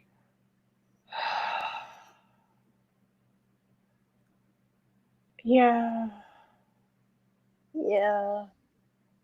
I get where they were going. Now, okay, I'm going to have to disagree with you on the AVP movies. I like the first one. The second one, maybe I would have liked it if they had lights on at all. Yeah. Because there's a fun thing about, filming. When you're filming night scenes, you don't film them in pitch black. There's a secret. There's a little trick behind it. You can make things that are filmed in light look dark if you know what you're doing with a camera. If you know what you're doing through the lighting, you know what you're doing with the camera, and you know what you're doing with your editing, you can make a lit scene look like it's at night. Whoever directed AVP Requiem apparently missed that class in film school because that entire movie, you're sitting there and you're like, what's happening? Oh, I guess an alien got him. I can't tell because it's pitch black here, but sure, an alien got him. I have no idea. But I like the first one. My problem with the first one was I was expecting something different. Oh, I So wasn't. I read the comics, and in the comics, she is Okay. a Oriental woman that works for the company, Okay. and her colony world gets attacked, and she ends up teaming up with the Predator in that movie. But the Predator has a whole group of younglings, like young bloods with him, Oh, right? And he's their teacher. interesting. And Okay. they rebel after they think he's dead. They rebel and go to kill all the humans. And Noguchi and him she ends up going to medical and find the doctor has him there. The doctor has the blooded predator, Mm-hmm. and they fight together. And again, the queen thing, there's the fight with the queen and all that. And after that, he bloods her, right? He bloods her forehead. Mm-hmm. But at the very end, they come back to that planet to find out what happened to him and his trainees. And she shows up with her alien queen skull and that mark on her forehead. And they're like, and it's his mark, it's his training mark on her forehead, the lightning bolt. Mm-hmm. And they are like, all right, come with us and hunt. And she leaves with them to be a hunter.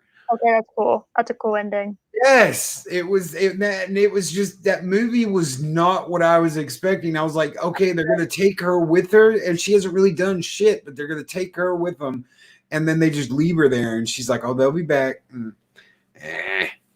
No. But yeah, No. they take her and let her become, and I think they even call her Little Knife. That was her trainer. The guy who blooded her called her Little Blade or Little Knife, and Right. that the Chande, I think, is what they called her, the Chande, and that's what the Predators call her, Little Blade, Little Knife, because she's obviously smaller than all of them. Mm-hmm. But it was a badass thing. And Chris Berger, the comics were awesome. That's why I was so like shitty about that movie. Plus, it was PG-13, and that pissed me off too. I forgot it was PG-13. Yeah. I thought it seemed a little tame. I forgot about that. But yeah, second one, awful. Prometheus. I didn't like it until a friend of mine made me watch it thinking about Greek mythology. Yep. And I was like, oh, okay, this is fine. This is okay. I'm not, if you're, and I have to separate it because like, I don't think of it as a prequel to the Alien movies. I have to separate it as a whole separate thing. Now, there are some characters in there that is like, my dude, what are you doing? Yeah. Why? Yeah. What are you doing? It's got a mouth. How about I put my hand in it? Yeah. Yeah. There's some people, it's just like, that's just natural selection at that point. Yeah. But though this is supposed to be humanity's best and brightest. Why the hell are they there? there are some dumb people. Yeah.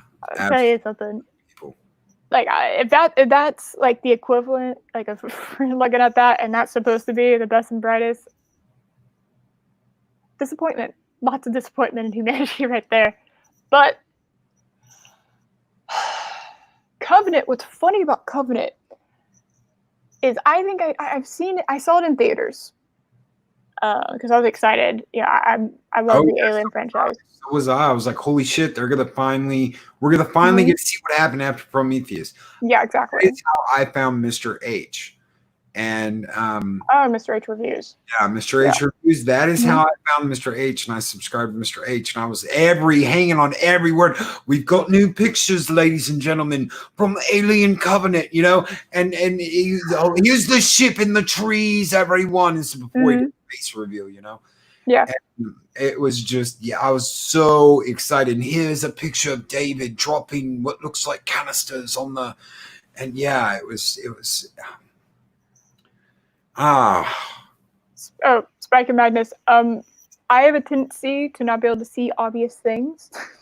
So, Prometheus in my brain, I did not even remotely make the connection to Greek mythology. Not one of my finer moments. But I do have a tendency to not see obvious things. So, yes. Yeah. Anyway, Covenant. I don't remember very much, like at all. I remember that android dude. Ate him. Yep. Ate him. So, David? That's him. I was like, starts with a D. Can't remember what. Yeah. I'm gonna go Daniel, but that's not right. But yeah, I hate him. He's something awful. I'm don't like him.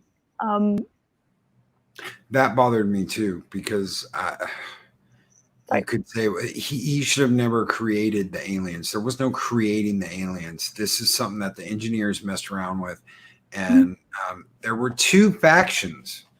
See, that's something that is never ever explained in Prometheus or in Covenant. There are two factions of the engineers. There's the faction that was on that planet that was going to like scatterbrain battle angel. Okay. There was the faction that was on the planet in Prometheus that was going to bomb Earth. And then there was another faction that it's like, well, we've got this badass, all this badass technology, but we're going to go back to being like salt of the earth people. We're going to farm and we're going to live and we're going to learn what everything's about. And they're like we've seen it all. Mm-hmm. And now we're just kind of chilling and growing our crops and just living and learning. And those are the people David destroyed in Covenant. Oh. Yeah. Those are the people on that planet that David destroyed in Covenant. So they had absolutely nothing to do with wanting to bomb Earth. Later, Sam.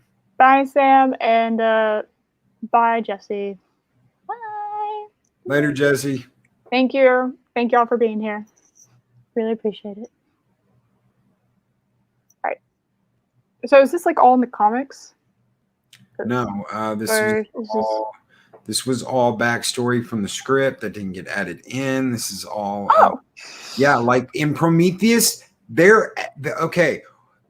when they're at Prometheus, the moon they're on that's orbiting the gas giant, that's one of the other moons from LB 426. Are you serious? Yes, that's in the same system.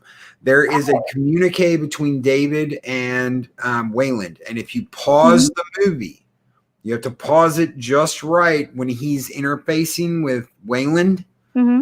There's in the scroll text it says have found signal on accompanying moon. Will investigate if nothing found here. That is the ship that they find, that Ripley and them find. That is the ship that Ripley and the Nostromo find that has the eggs in it. I would have liked to have, known that. Know. Yes. This is information that because when I walked out of Covenant, I was kind of like, makes no sense. Okay, I gotta watch.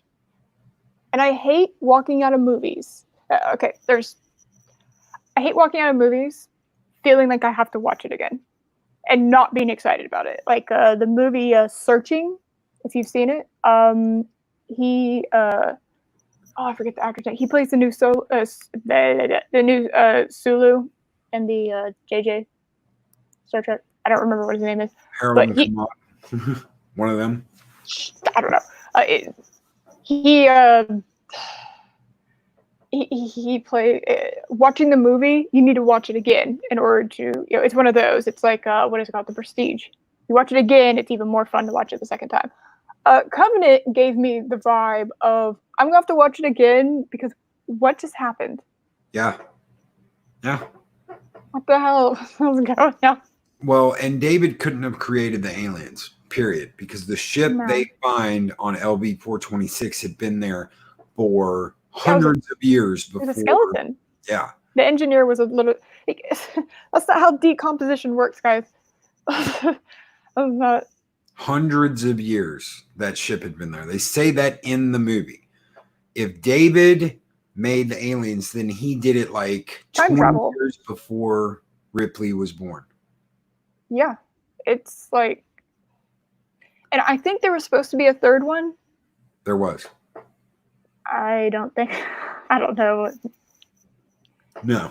kind of don't want a third one at this point, even though I was really, really enjoying seeing the alien take on its different forms into the modern, the xenomorph that we all know. Yep.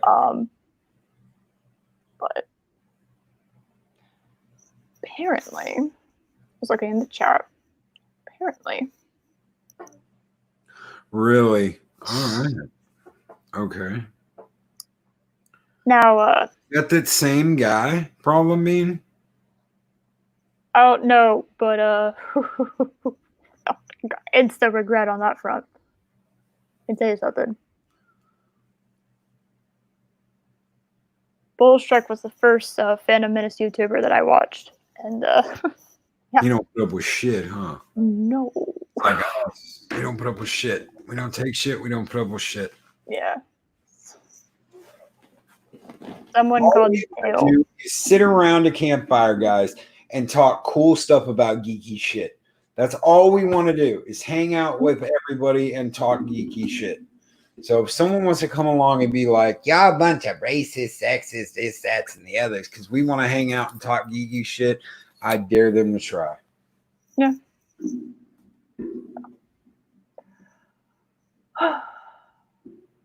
All right. So, kind of feel like we've hit a nice little close. End point? Yeah. Yeah. I feel like it. Yeah. Thank you very much for having me on. These are the times I say thank you. No. Thank you. Thank you for being on. We can go back and forth on this for another hour, but I'm sure we can. But thank you for coming on and being my guest, my first guest on my show. There'll be more, just starting out. And thank you for everyone who's been here, who's come in through the show. It's been kind of amazing, just keeping an eye on it. It doesn't feel like it's been 3 hours and 13 minutes now. No, it doesn't. It's crazy, and see all the support I've been getting in the chat. I'm blown away, a little speechless, which is a very difficult thing to do. By the way, that's not an easy task. Really, just talk to me, or just watch the 3 hours that I just went on and talked. But thank y'all so much. I really, really, really appreciate y'all being here, every one of y'all. And it's just first one done, first one over with, and I feel like this feels right. Heck yeah. See, it's just like sitting around and talking to good friends. Mm-hmm. So it's like we're having a phone call and people are also texting. That's really what it is. All right.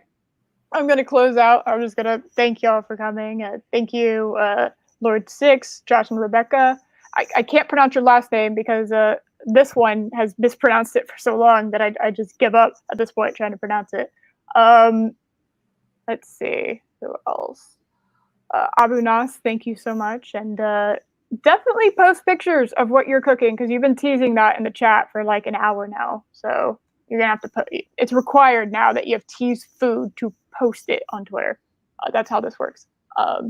Thank you, Starry. Thank you, of course, Purple and Sam for being my wrenches. Thank you, Starry. That's really, thank you. Thank you so much. Thank you, Mike. Clobbering Times. Let's see. Scrolling up. Thank you, Robert Pearson. And of course, my number one. That's a long story for that joke. So just roll with it. Yeah. Thank you, brother. Seasoning. Just screaming at me that you're seasoning, aren't you? Thank you, Laurie, and geez, I'm just so blown away. There's so many people. Let's see who else. I know Jedi Bill was in here earlier. I know Jesse, he had to leave. Spike and Madness, thank you, and everyone else. If I missed you, I'm sorry. I really appreciate each and every single one of y'all being here. Adiga. Oh, Adega. Adega. Adega. Adega. And everyone else, thank y'all so much. I really appreciate it. And we'll be on. Well, I'll be on.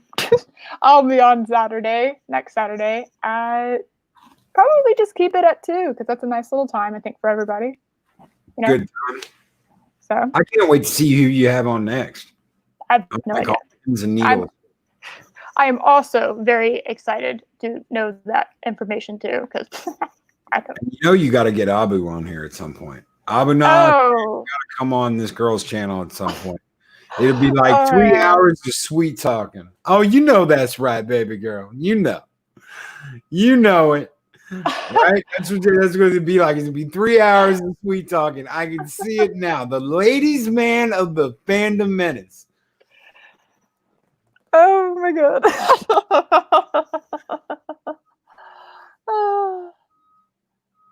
And thank you so much, Trey. Too. Thank you for being here. Thank you, brother. Well. Mm-hmm. And no, that's not. This came before Picard, so no, he's not. He's not a dog. No. Thank you. One. Oh my god. Ugh. Yeah, look at that. Like, there you go. Okay, all right. If you insist, I will. I'll go on. Yeah, of course, just DM me or whatnot. So. All right. I am really bad with signing off, apparently. So we're just gonna go. We're gonna have to get you an outro. That's what we're gonna have to do. That way you can just play the outro and yeah. Yeah, no, everyone who's talked to me on the phone knows I'm awful at saying goodbye. So let's go ahead. Hope y'all have a great rest of your evening, a good night, and see you next time. Bye. Later, guys.